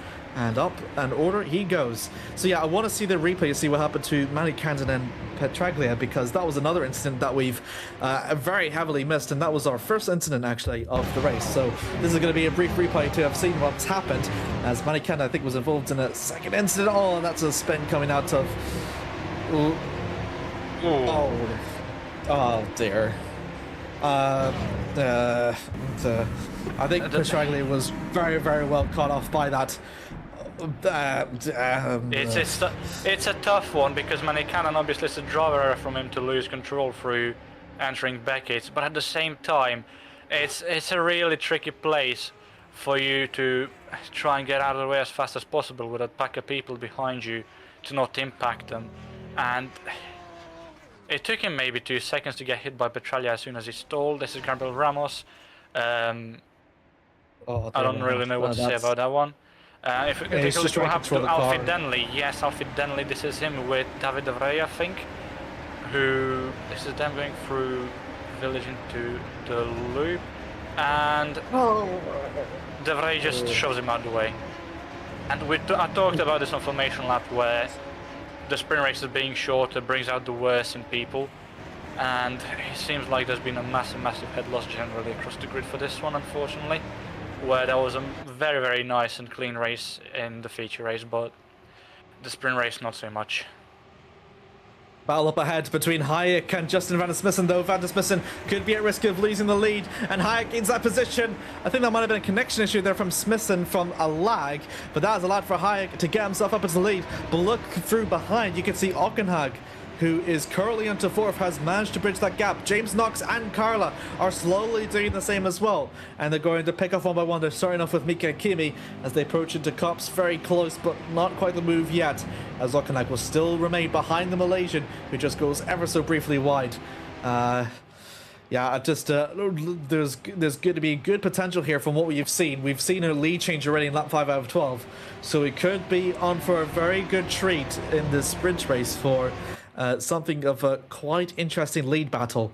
And of course, with less laps, that means that they're they need to be like less conservative with the tires and such. So again, just making moves as they can, and often at times in the lead we can sort of see the best of what Formula Sprint 2 has to offer, and I think this will definitely be no exception here, Lorenzo.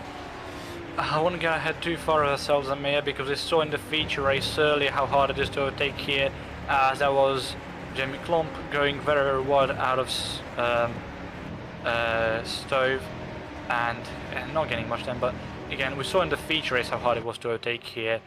And look at the gap that Van der Smissen and Hayek have between themselves as Mika Higimi tries to make his way by Van der Smissen, and he does so with slight contact into Village, and I think Auchinleck is going to get past Van der Smissen through the loop as well, and he does, but again, we saw how hard it was to overtake, And look at the gap that Hayek has got on Hakimi. It's 1.1 seconds by now.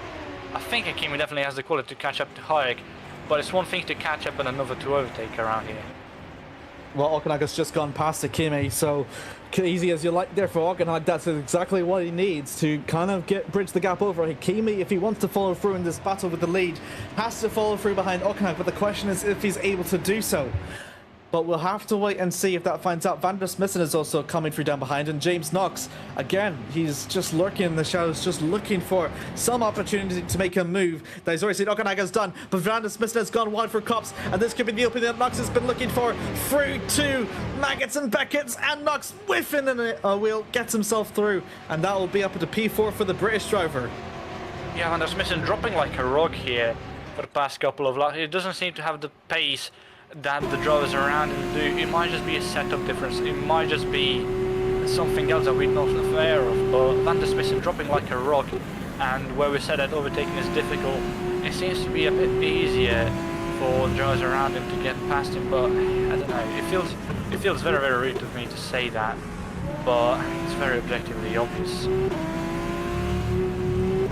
Still up 6 out of 12. We're approaching for the halfway stage. I think that was further on back. That was Glumsetter a little bit twitchy on exit, but we'll have to see there. I think that was I thought I saw another retirement, but last not. But further back on Stravinsky, who's had the race lead in the feature, is trying to do something similar in the sprint of a good position and does the off by picking off Glumsetter. But look at this, Glumsetter immediately responds.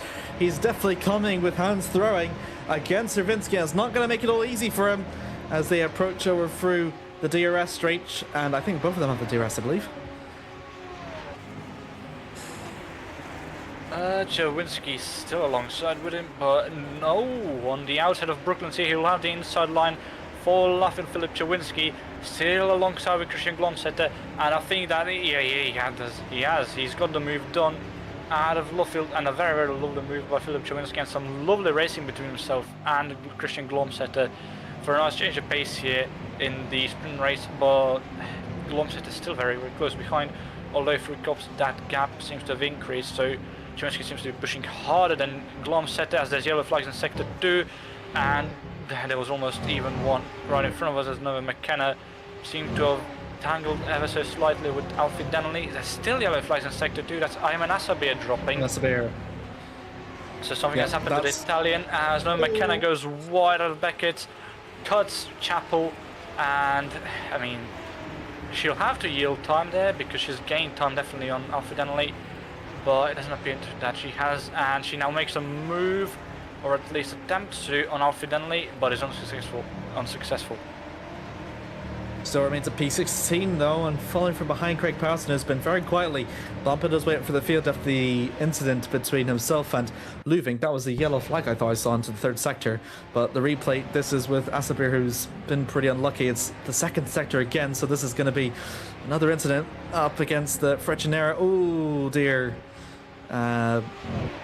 It's quite hard to tell to see what happened if the Frechenera head didn't give room or Asabir lost it on his own. That's just very unsure. So here we go, on board with him. Already on the curb, so that's very difficult.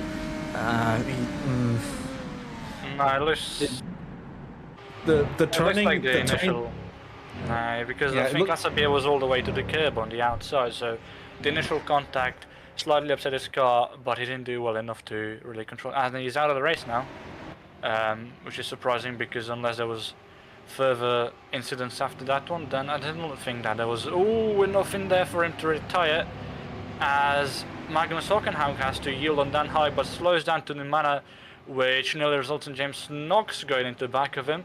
So this is an interesting situation here now, Amir, where Dan Hike is leading the race, and he's got Magnus Hockenhaug behind him in second, James Knox behind him in third. So James Knox now, will he work with his own driver from his own team to get past Dan Hayek, or is he going to be looking in his own picture and trying to get past Magnus Hockenhaug as quick as possible and win it for himself? It seems like it's going to be the latter.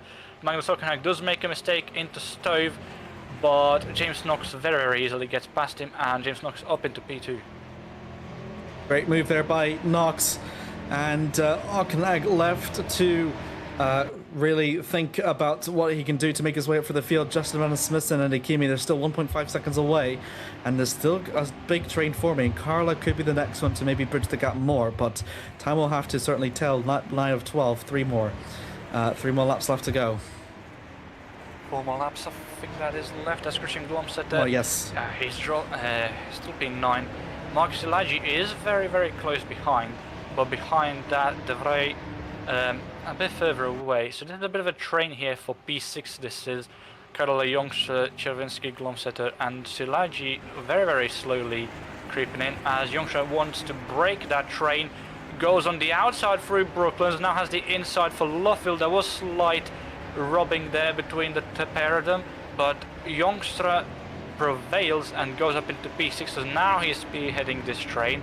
But I don't think he'll be wanting to stay around here much longer, and I think is that lapped cars? No, that's Mika Hakimi and Justin Van der Smissen in front.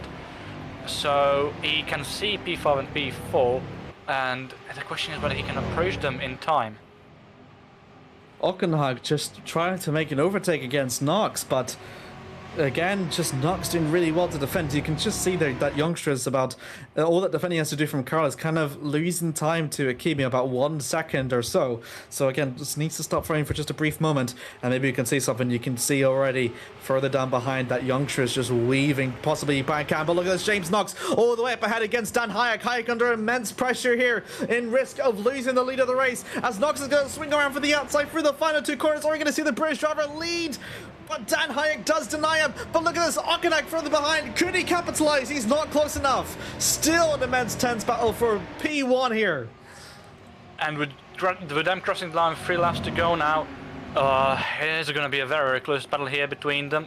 Dan Hayek still defending.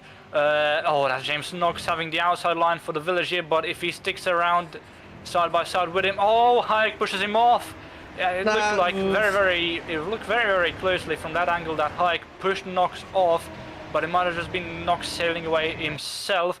They're still alongside. Magnus Ockenhag wants to join the party here.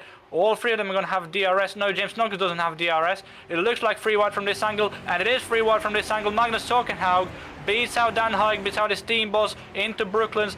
James Knox still there, contact between them, contact between the 3 of them there. Magnus Ockenhag still in front for P1. Dan Hayek out onto the gravel. James Knox didn't give him quite a lot of space on the exit of Luffield, and Dan Hayek has lost 2 positions there in the span of 1 sector. That's so scary, and the fact that all of them are still racing for the lead is a test of their class and just how much they avoided. Ockenhag still leads, but James Knox has done all he possibly can, but he still holds on to P2. Dan Hayek has lost the lead, but he's not out of the picture. We have seen him come from behind in times like these, especially like in moments like Sepang, for instance. So there's always going to be that in the cards for the Almodovar drive to immediately respond. But again, that infight has allowed for Justin Van der Smissen to be within DRS range, and he is slowly coming up first. So there could potentially be four cars involved in a battle for P1. And I think Ockenhag and Knox and Hayek all know this, and they have to stop fighting just a little bit for a brief moment in time. Yeah, I think that Ockenhag and Knox will be working together here to keep Hayek behind them, as there's yellow flags in sector 2, and we're not quite sure why. But moving on to the front here. Oh, that's Pablo Mata in the other Mapes VO, and that's out of Cops. That is out of Cops, I think that is. So was that driver error, or was there contact with anyone? We'll have to see. This is a replay. They're currently already alone in P24. I think they already had damage, I think it was. So this is coming into Cops. It's just a back end slip. Oh, it's just a slip and an overcorrection. Bang, hit the wall. And that's the rear wing, the front wing, and a couple of wheels gone. And unfortunately, Mapesio will exit out of the sprint race completely and utterly scoreless, which is a real big shame. But James Knox has inherited the lead out from Magnus Ockenhag. We're talking about how they might work together here. It doesn't look like it anyways. James Knox, I think he might be going for personal glory here instead of working with his own team, with his own driver. And I mean, if you think about it, really, can you really blame him? Obviously you want to win yourself, but it is a double-edged sword really for James Knox here, as looking towards the back, towards his other driving, Christian Glomstedt is still stuck behind Jonas Karel in P9, but Filip Czerwinski is defending from Jonas Karel for P7, so that's a bit of a train going on there for P7. that's approaching the train in front for P4, which is still being kept by Justin van der Smissen. Fairly impressively, I must say. That is a very, very long train now, going from P4 soon enough, I think, all the way down to P11. It might end up being a VMS United sandwich here by the end of the race. And Justin van der Smissen, we thought it was going to drop away, but now I think the fighting for the podium here has resulted in him getting close, but I think he won't have enough time going into the final lap now. I don't think Justin van der Smissen will be able to challenge for P3 here. I don't think so, but oh boy, I think the gap is just slowly starting to extend, but the final lap is among us here. Knox still leads from Ockenhag and Dan Hyde, all within a second upon within each other, and I think within DRS.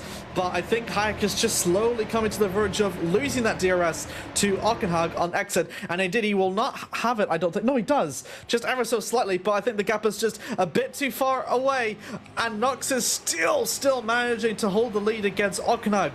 That gap is stagnant. It has not closed up whatsoever as they approach over to the second sector. Is it going to be stagnant for this sector though, Lorenzo?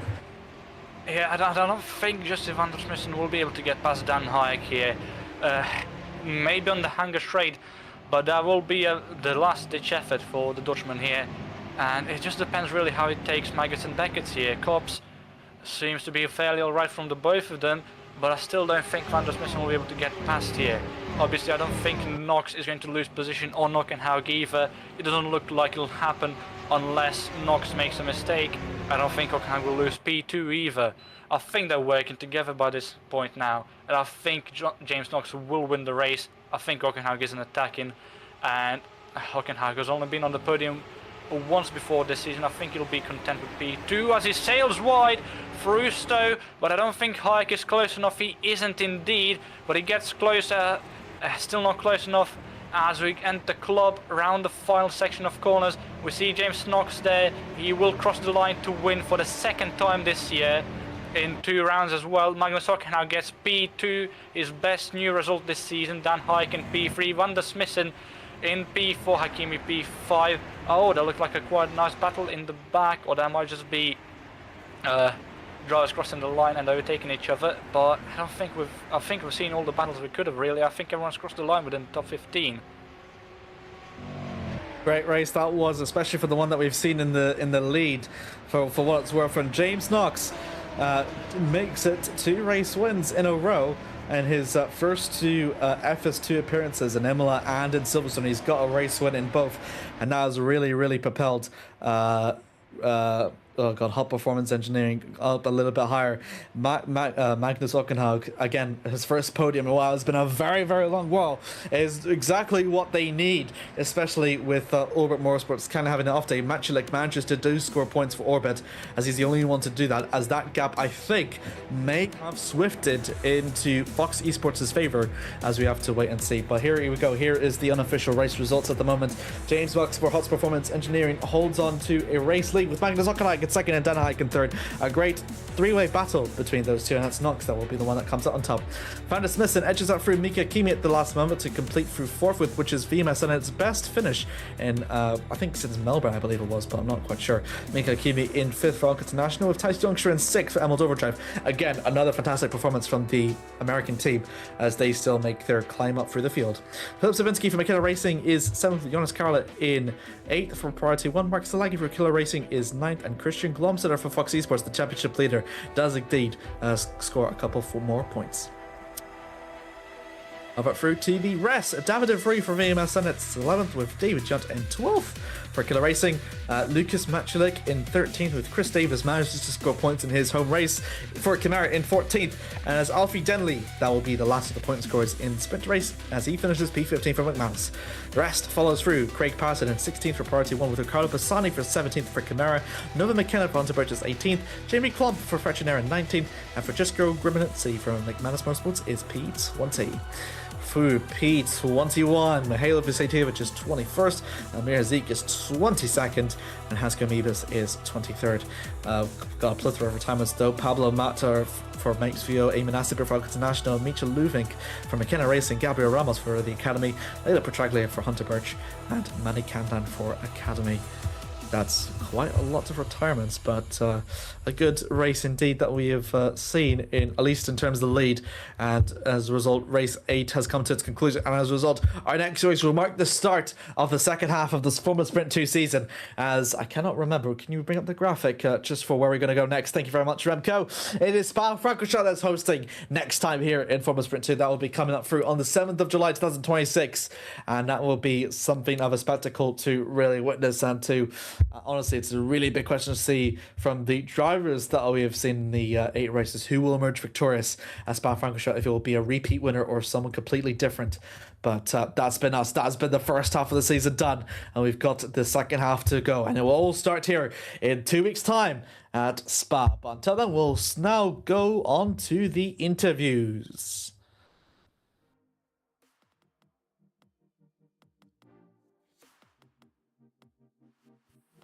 Who do we have waiting for an interview? We've got a couple of people. We've got James Knox, we've got Justin van der Smissen, we've got Magnus Sockenhaug. Who do you feel like we should bring up first? Good question.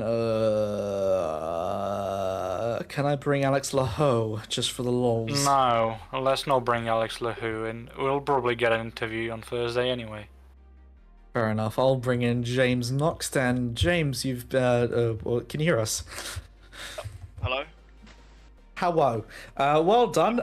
P2 in the feature race, P1 in the sprint race. It's been your strongest quote unquote weekend in Formula Sprint 2 thus far, since you've returned, and I think you yourself must be thrilled to do that, especially in what you considered yourself to be wheat track, but nonetheless your hometown, your home race in Silverstone.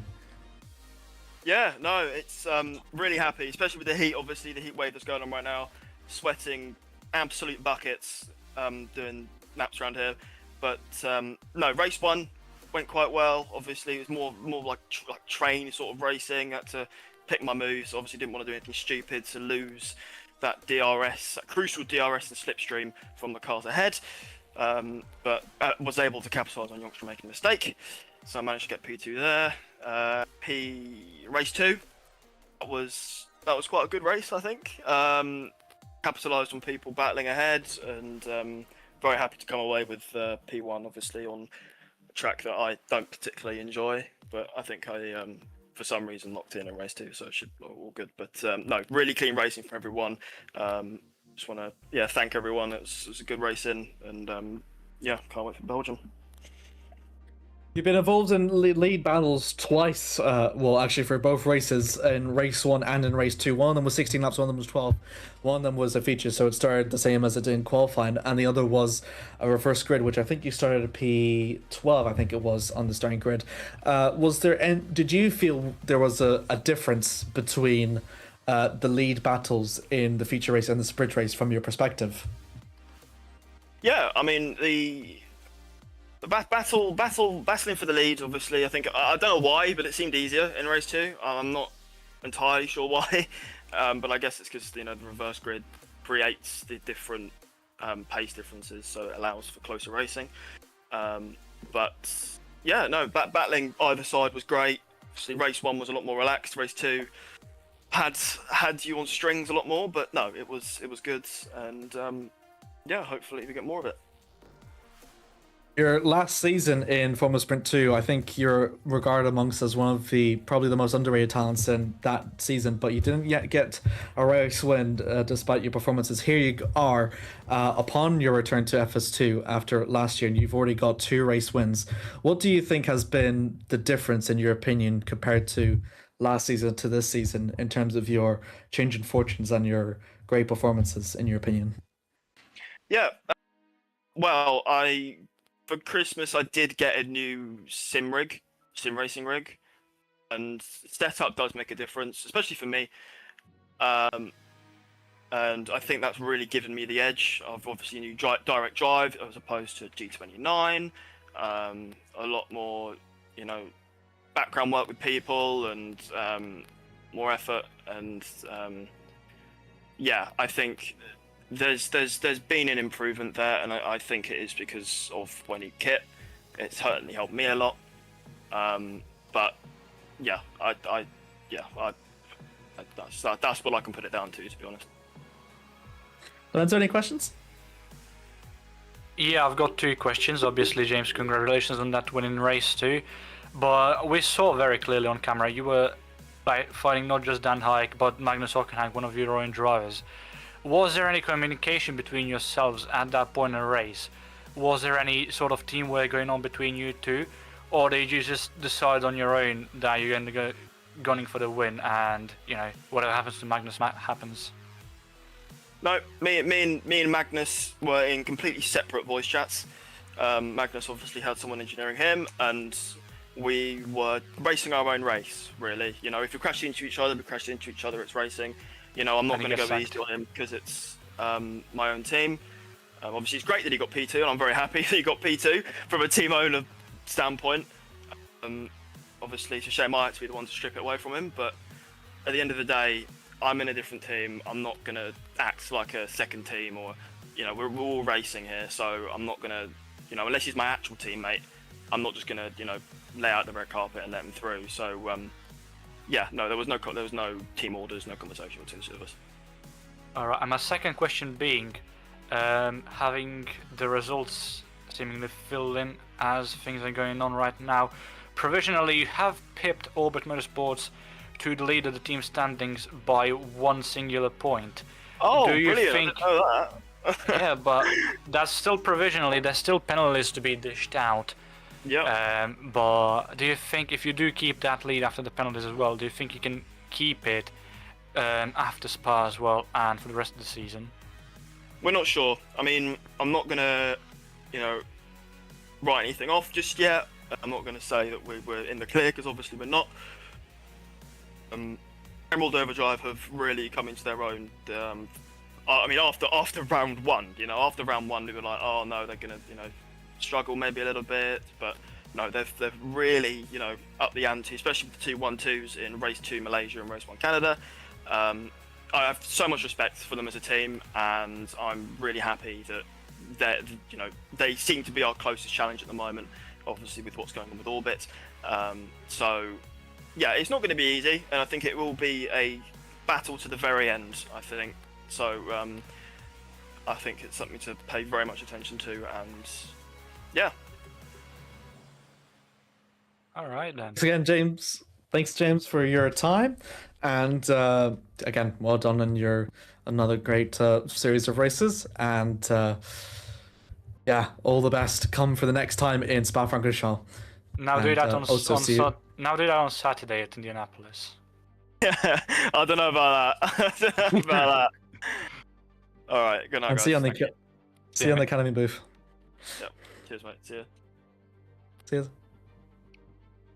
Okay then, we've got a vast selection of people we can interview up next. Can we bring all of them in? No, I don't think that would quite work, and I think we'd have a very interesting situation on our hands, to say the least. But seeing as we just talked with the Fox Esports team owner, I think we can talk with the drivers next. Oh right. Oh yeah, I forgot. Should we bring James back in then? I don't think so. I think James would like a break, but I think we can bring in Christian and Magnus.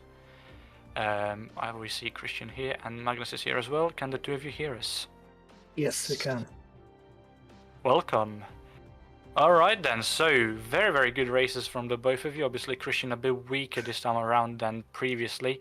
But Magnus, you seem to have upped your game for this round, finally getting another podium this season. And your performances today helped the team finally jump above Orbit Motorsports in the team standings, but step by step really. Can you talk us through your races? Who starts? Whoever wants to. For me, I've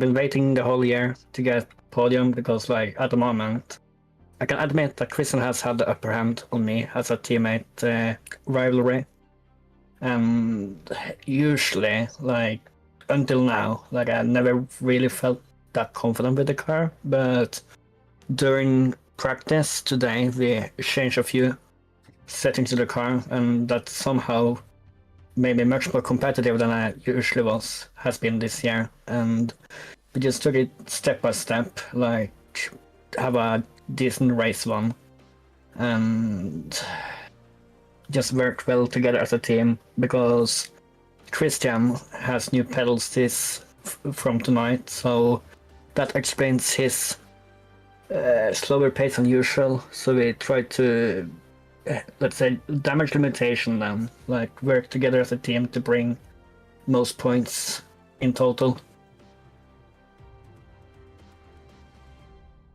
Yeah. What about yourself, Christian? Yeah, having new pedals after my throttle broke during the weekend when I did Watkins 6 hour.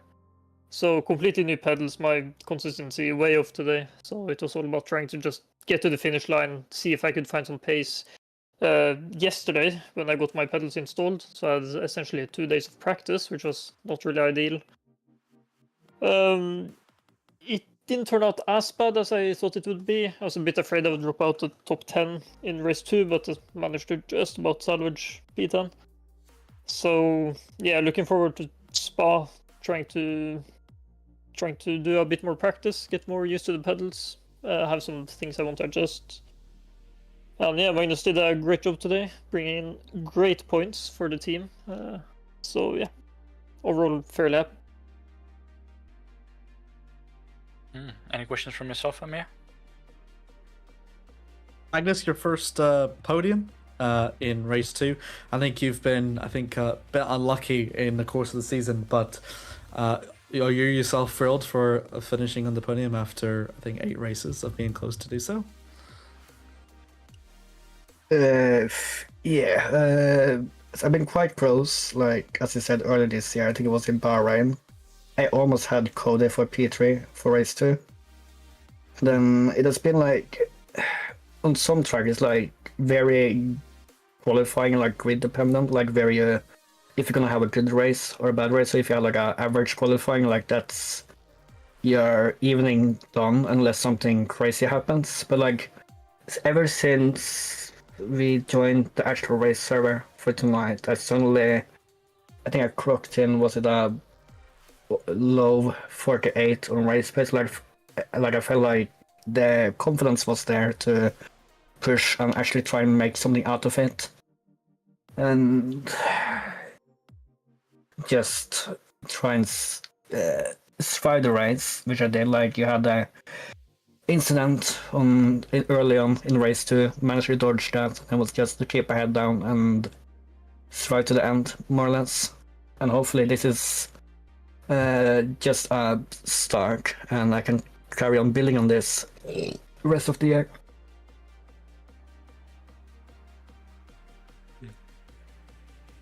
Well, I've not got any other questions. What about yourself, Amir? Fox P1 in the Teams Championship and Drivers Championship for the first time ever for you, Christian, and also for you, Magnus, as well. So this is the first time that I think you two have been kind of long awaiting for this moment since the start of the season. So, Christian, we've already talked about you back in Imola, about how the preparations is different for yourself coming in as a championship leader. But for you two, given how good your performances have been as a team, both finishing in the top 10 in both races, is the preparations now different as you're leading for Christian, the drivers, but for you, Christian and Magnus, the team's championship as well? I think Christian can answer that one. Well, unfortunately for this race, my prep was a lot lower than I hoped for, well, due to new pedals. So, yeah, for me, I need a lot more prep for Spa. Spa really setup dependent track, so I'll be working on a setup. And hopefully Magnus can do a bit more prep than he usually does, but I don't know. Don't tell them. And then, yeah, we'll see how it goes. It's a great performance, especially at the home, Fox Esports' home HQ. You've managed to now take the Drivers' and Championship and the Teams Championship lead now for the start of the second half of the season. For me, big congratulations to you both. I'm sure both of you must be absolutely thrilled for the accolades that you've achieved. And all I can say is all the best come through Spa. Thank you. Thank you. All right, please. All right. Okay. I will. I do see that the entire McKenna block is there, so maybe we can get McKenna racing on board next. There we go. We're seeing them slowly pile in. Yep. Hello. Hello. A little bit of a mixed bag. I keep saying that, but I think there's big positives. Philip Savinsky on your end. I think after last time finished, the podium was back in Suzuka, and now a couple of races later, you've now emerged as a race winner and clinched McKenna's second ever race win in its existence in GPVWC. So must be very thrilled with that, especially with how intense the battle was after starting from pole. I mean, yeah, it is really good. Finally, let's say I broke the curse. It took me so long to get that race on win. Should have been way earlier this one, but yeah. And also that the pressure, it wasn't really there. The slipstream today was weak for some reason. I don't know why. Like to get an overtake done, but you need to be like 3 times behind on both of the straights. So that helped a lot for me today. Ludwig, over from your end as well, I think the position that you started in race 1 was not at all easy, but still you've managed to break into the top 10 through good overtakes and battling. Did you ever imagine that you think you'd finish yourself in the top 10 as a track as difficult as Silverstone? Well, I mean, the entire day of the practicing leading up to the race, I was struggling a little bit, and then the final hour, I got into the groove, and I think finally qualifying in the top 10 is a big step for me pace-wise, because normally I'm not there. So making that step into the pace really good and positive I can take from it. But you know, then an overall good race. I think I could have held P8, but an unexpected dive bomb from Hakimi, which was actually quite impressive, and he sticked it. So yeah, that's P9. I'm pretty happy with that race one. Yeah, unfortunately for you, Micha, I think what we've seen on the pictures is, I think what kind of halted what could have been a really good race 2, because your race 2 performance has been really good this season. I mean, your first race win was back in Jeddah in race 2, but yeah, to talk us through for how you feel about that, like. Yeah, I mean, as you said about race 2, it's been a very unlucky season, I think, after Jeddah. I've had about 3 race 2s where I'm dead genuine in the fight for the podium, and I've just every single time been unlucky and either have a crash out or crash out myself, or have an incident. And yeah, 2 of them have resulted in DNF, which is really gutting, because every single time it's just so close to the podium, so close to good points, and then something like this happens, and I still don't really know who's to blame for it. It's a weird incident, and I'm also very sorry to Craig for hitting him out of control. Obviously, wasting his race 2 as well. It's not unfortunate, but these things happen in this racing, and hope that next race I can finally break this curse and move back into points in race 2 and do well again. For yourself, Philip, in race 2, I think, well, you did manage to finish, but finishing over in 7th, having started through P13, did you feel yourself that given the nature of Silverstone, like how dirty, air heavy it is, and also the amount of trains that were forming as well, that you found it notoriously difficult to kind of catch up to the pack? Were you happy with 7th at the end? Yeah, I'm happy with the result. I mean, the crash did help, but it's not ideal for the team that this crash happened on lap 1, but overtaking was hard. And the only way to get an overtake was to basically center it on the brakes and pray you can make the corner, which is I made the move on Lamsetter in at Brooklands around the outside into the inside, and then with who it was around the outside of the final chicane. I think I ended up there. It was the only way to make a move with the brakes and praying for a mistake. Yeah, fair. That's fair enough. I think that did kind of work out quite well in the end. You yourself, Nova, just for a scene of how the team has gone already, second race win. You've now pushed yourself just about 179 points now on the table. You're about 5 points adrift from Zeeuw, one of the older teams on, and you could truly easily, for how the momentum in your team has gone, could easily break into the top 5 in your debut season, or in fact potential for even higher. How have you feel like the first half of the season has gone in your eyes as team owner? I mean, a bit messy in the start of it, just because of the driver swaps and such, and then Philippe having gone holiday. But otherwise, we've done what we can. We've brought in the points where we can, and even despite the circumstances, we are P5, and it's only halfway through the season, so no one knows what will happen from here, and that's all we can say. It's all dependent on how these races go, and hopefully we can bring it together, get double finish this time, and hopefully get over Mapes. I think the big takeaway from this is that you need to give Filip Savinski more holidays, because he's got a race win after his second race back. So that's pretty funny to think about. Lorenzo, any questions? None that I have really. How did you feel about the Force India livery? Who, me or them? No, them.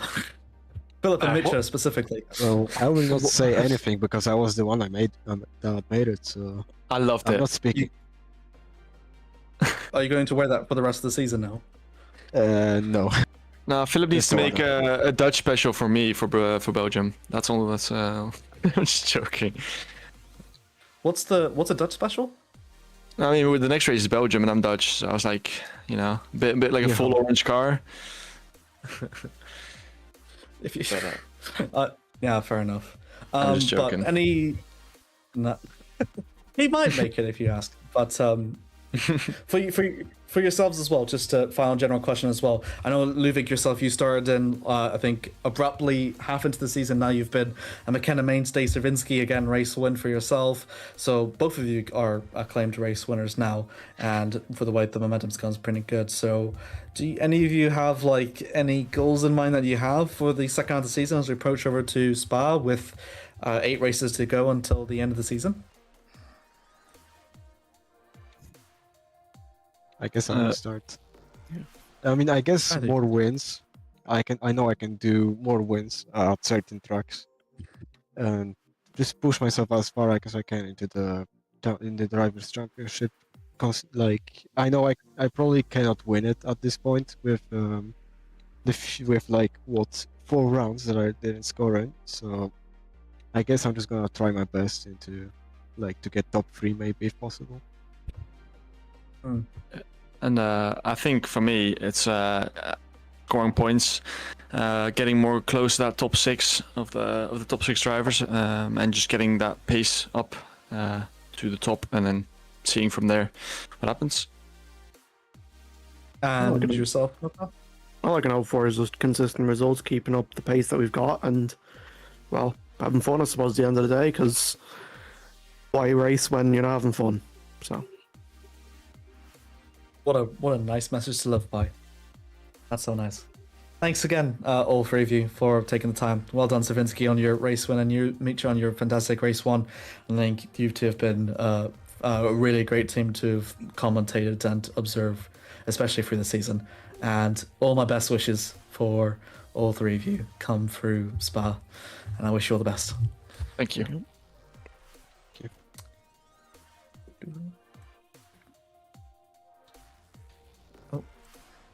All right. Yeah. Do we have time to squeeze in 1, maybe 2 more interviews? Because I still see the Emerald Overdrive lineup waiting, but I also do see Justin van der Smissen and Alfie Denley. I do think we get the Emerald Overdrive people in first. So I think Let's get them on board.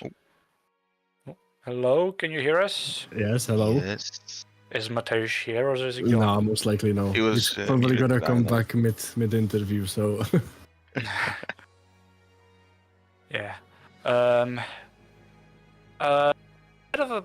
Oh well, I can't really say it's a weaker round really because 334 points. You're P3. You've done super well, and you've now edged yourself even more closer to the battle between Fox Esports and Orbit. Really, after another strong performance, I think it's been another like good points haul for yourself, Dan, and for yourself, Tice. Again, the momentum that you've both carried since Sepang has been pretty phenomenal. So, how did you feel? Because I think with the last time we spoke, you weren't as I'm not sure if I remember correctly, but I don't think you're as confident as you were in the previous races leading up to Silverstone. Yeah, no, that was me in Imola. also for me. This this was like the first race this season where the dirty air was an actual problem. All of the previous races it was completely fine to like follow and overtake and stuff, but here, like, especially through like Maggots and Beckets, that it was just impossible to stay behind a car. You always got back to like 2/10 on a straight, you go through a corner, it's 6/10 again. It was just this kind of repeating motion. Made it very frustrating to race. That's why you kind of saw just massive trains, because it was just impossible to move forwards. And this was also one of those races where as soon as you get overtaken by one car, you lose positions to everyone that's behind you as well, because it's just impossible to do anything. It was impossible to do anything on this track. It wasn't very fun racing, if we're being honest today.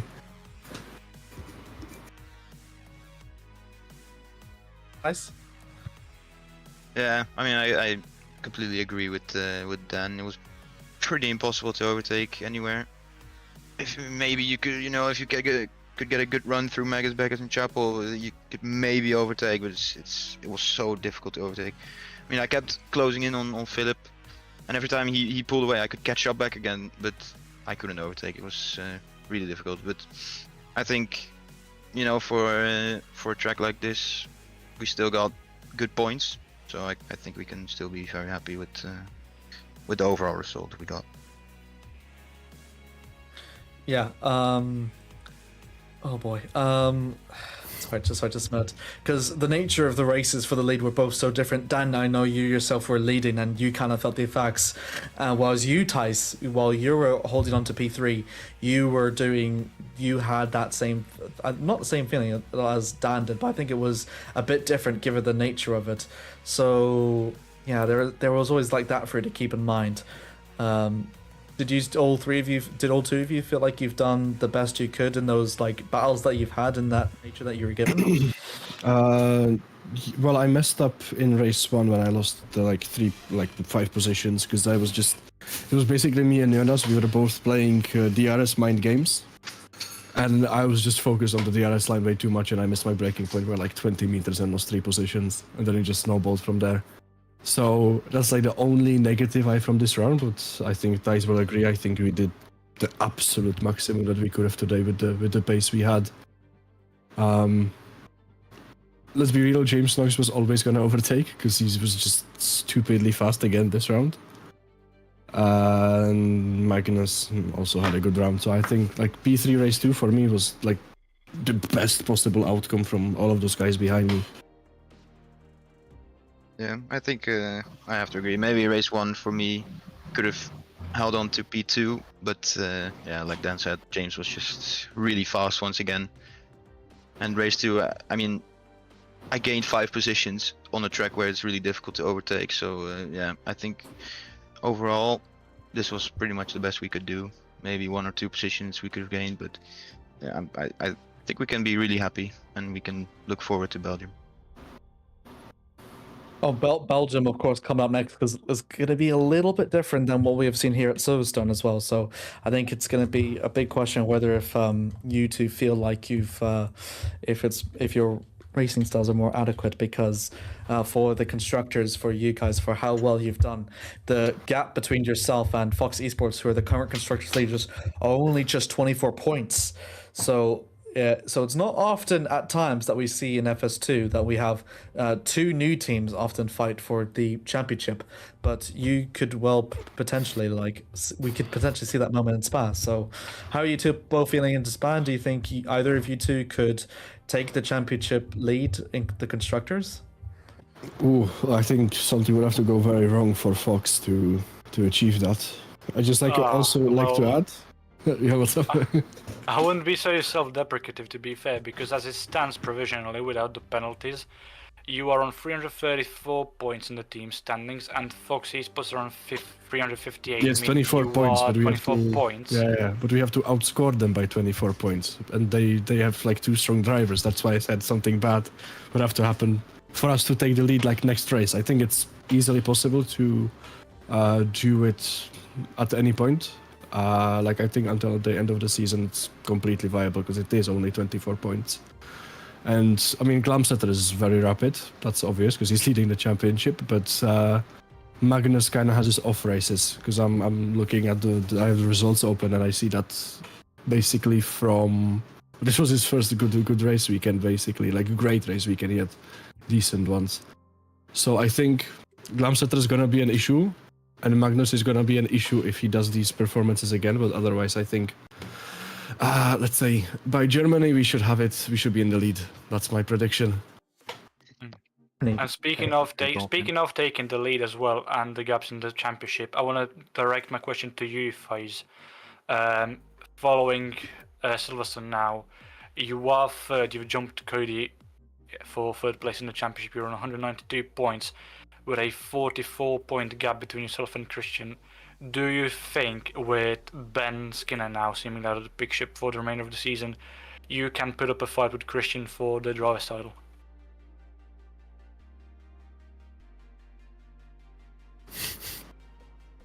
I left him speechless. It is even here. My headset legit turned off when you asked the question. Nice. I can repeat the question. Yeah, just say you're gonna win the championship, mate.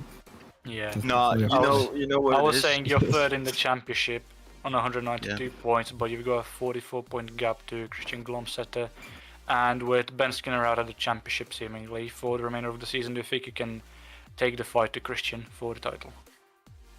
I mean, I would hope so. It would have been nice if I didn't DNF twice in Australia, of course. It would have been a lot closer, but knowing I'm gonna miss Hungary, which is unfortunate because I'll be on holiday, but it's gonna be really difficult. You know, Christian is really consistent, really fast. So, you know, I'm don't want to say it, but I'm gonna need him to DNF maybe once or twice this season to actually be able to get close. But who knows? Maybe if I can actually turn it around, hopefully by the end of this, maybe by Brazil, you know, by the last race, I'll be close enough to actually get a shot at championship. But as it looks right now, I'm more focused on the team's championship and not really on the driver's championship. But it would be nice. Any more questions from you, Amir? Did the Braun GP livery give you guys any luck? I don't know.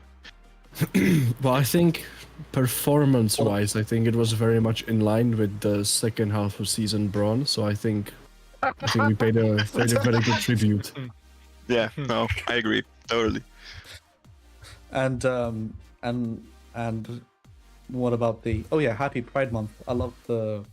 I'm not sure who designed it, but the gay halo was. It was Nathaniel, our team boss. Yeah. He is a part of the LGBT. I'm not sure exactly which part he falls under, but that's the basically only reason why it's on there, because it was his idea, as he's a team boss and he made the full livery himself. So yeah, a quick little message from him. Obviously, we also have the the Kyle Busch sticker on the car. I can pretty much confirm that's gonna stay there until the end of the season. That's what Nate said. So.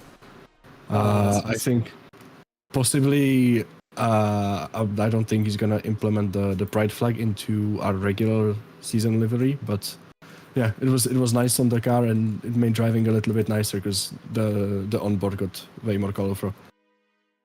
That is true. That is very It is true. It is very true. Thanks again, everyone, for your time. Thank you, Dan. Thank you, Thijs. Mateusz, if you can hear me.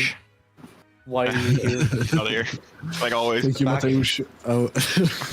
He's gone. Bye, Mateusz. Bye, Mateusz. I dragged them, don't worry. See you later, guys, and all the best luck come through Spa. We'll be rooting for you. Yep, thank you. Thank you, guys. Bye-bye. Okay, final one we can do because Vanda's missing. Can you hear us? Hey guys. Hello, Toyota livery. First of all, love that 10 out of 10. Second of all, P4. It's one of your best performances since back in Melbourne. I imagine you must be really thrilled with that, especially how difficult it was to hold to P4 looking from the cameras. Yeah, I mean, first of all, it's been great seeing all those liveries come to life this one. I think the Toyota one really worked for us, so might as well keep it for the rest of the season for my part. But I mean, race 2 was really good. I think performance-wise, maybe podium was possible. The car was really good once we were in clean air, but as soon as we were in the wake of a different car, then the car slowed down so much and it was just falling down like a rock. And I tried to keep the pace up, but the car just wasn't able to go much faster behind someone else. So I tried to keep it up, but P4s, I think, even a little bit lucky to keep it. I think top 10 would have been definitely possible, but top 5 just depended on how the race went with cars coming by, because as soon as one is in front of us, we knew we were going to be slow. But yeah, like you said, it's one of the better performances since Melbourne again, trying to find the rhythm back. Hopefully we can keep it for the second half of the season. It's Pete. Sorry, Lorenzo, go ahead. No, I was drinking. You're drinking. Oh, for God's sake. Yeah, I need to stay hydrated. It's a heat wave. You need to start, especially in this weather. How are you handling the weather, Justin? Is it a heat wave for you as well over there? I think it was 36, 37 degrees here today, but I mean, I'm racing from the attic, which has an AC unit, and I do have a wind stim on my rig, so I can, if I want to, I can put it on and just get the driving wind that I receive from the game, just blows it into my air, so it's always nice and fresh here. But at the moment it's 18 degrees in here, so it's a nice chill temperature. That sounds very, very nice. You've been continuing to score points, I think, throughout the season. Apart from only Jeddah, you've consistently scored points around. What has been your for this first half of the season? I think it's been that momentum has been pretty crucial in your end. To currently you're 11th, and you're about I think probably in contention for a really, really good position out further ahead. What has been in your mind a secret that you've held that point scoring momentum for so long for the races that you've done? Yeah, well, of course it's correct. Jeddah was a bit of an unlucky situation, and again the race after I had to skip out, as well as the previous one. But yeah, previous one was due to something with school, because the engineering project that we do, we had to be in a different city, 2.5 hours away, so I couldn't make that one. But I think overall the performance is, I would say it's down to the practice that I've been putting in and the work I always do behind the scenes every single year for the past 5, which of course the first few were a bit of a bad luck situation, long run with a lot of DNFs, a lot of incidents, but so far this season it's all gone pretty well, and I must say I think the hours and dedication I put into the league and into driving really helps towards scoring the points consistently. I mean, of course I don't have as much time to practice as some others probably here, but most of my free time I have, I just always put into this, working on the setups, trying to improve myself, improve the team, just find every single bit that I can. Lorenzo? Well, I've only got one question really now. After Silverstone, you still, I think you've stayed in P7 on 146 points, and McManus Motorsports, not that far, 8 points behind. But do you think you can stay in front of McManus Motorsports for the rest of the season and potentially try and challenge McKenna and Mapes in front? Yeah, I think so. I mean, currently, I think we're sitting P6 in the standings. 7. But yeah, on the website it still says 6. But yeah, I think the goal for us is P5 towards the end of the season. I mean, we will try and do everything that we can to achieve that goal. Especially after the year that we had in FS1 2 years ago, which was really a steep learning curve. But since we dropped down to FS1 last season, you can see the progress that has been made over the course of that season and the beginning of this one. And of course, we want to try and optimize that even further towards the end of the season. So yeah, hopefully we can challenge the guys ahead and get a top 5 at the end. Okay, that's all from me. Anything else from you, Amir? Well, that's us. Thank you very much for your time, Justin. It's really, really well done on your P4, and all the best luck for to the second half of the season, and also to the next round in Spa. Best of luck. Yeah, thank you guys. I'll see you. That was a pretty long interview session. Thanks, Remco, for sticking through with us thick and thin throughout that very, very long interview session, and as well to the viewers that are still He's fallen asleep. But and as well to the viewers, for those that are still tuning in and for staying in for the interviews, again, thank you very much. It does really mean very much a lot to us. But yeah, that's really been us from here at Silverstone. Closing thoughts, Lorenzo? Very lovely race 1 in terms of driving standards, and in terms of battles, race 2. I had a bit of excitement as well, but unfortunately driving standards diminished. But overall, not a bad round, I would say, in any aspect, other than obviously the driving standards of race 2, but unfortunately that's a thing that has been a recurring theme in this season, and yeah, not really much that people can do other than get some better thoughts inside their head. But yeah, Silverstone FS2 is done, but that doesn't mean that Silverstone is done for the rest of GPVWC. We've got Formula Sprint 1 in 2 days' time on Thursday, and then in a week's time we've got Super Lights also at Silverstone, and the Thursday, next Thursday as well. So not this week, but next week we've got Super League as well at Silverstone.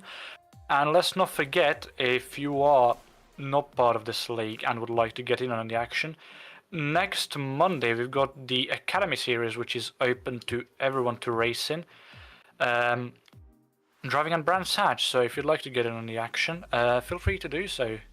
Join the league, sign up, race, become part of the community. Why the hell not?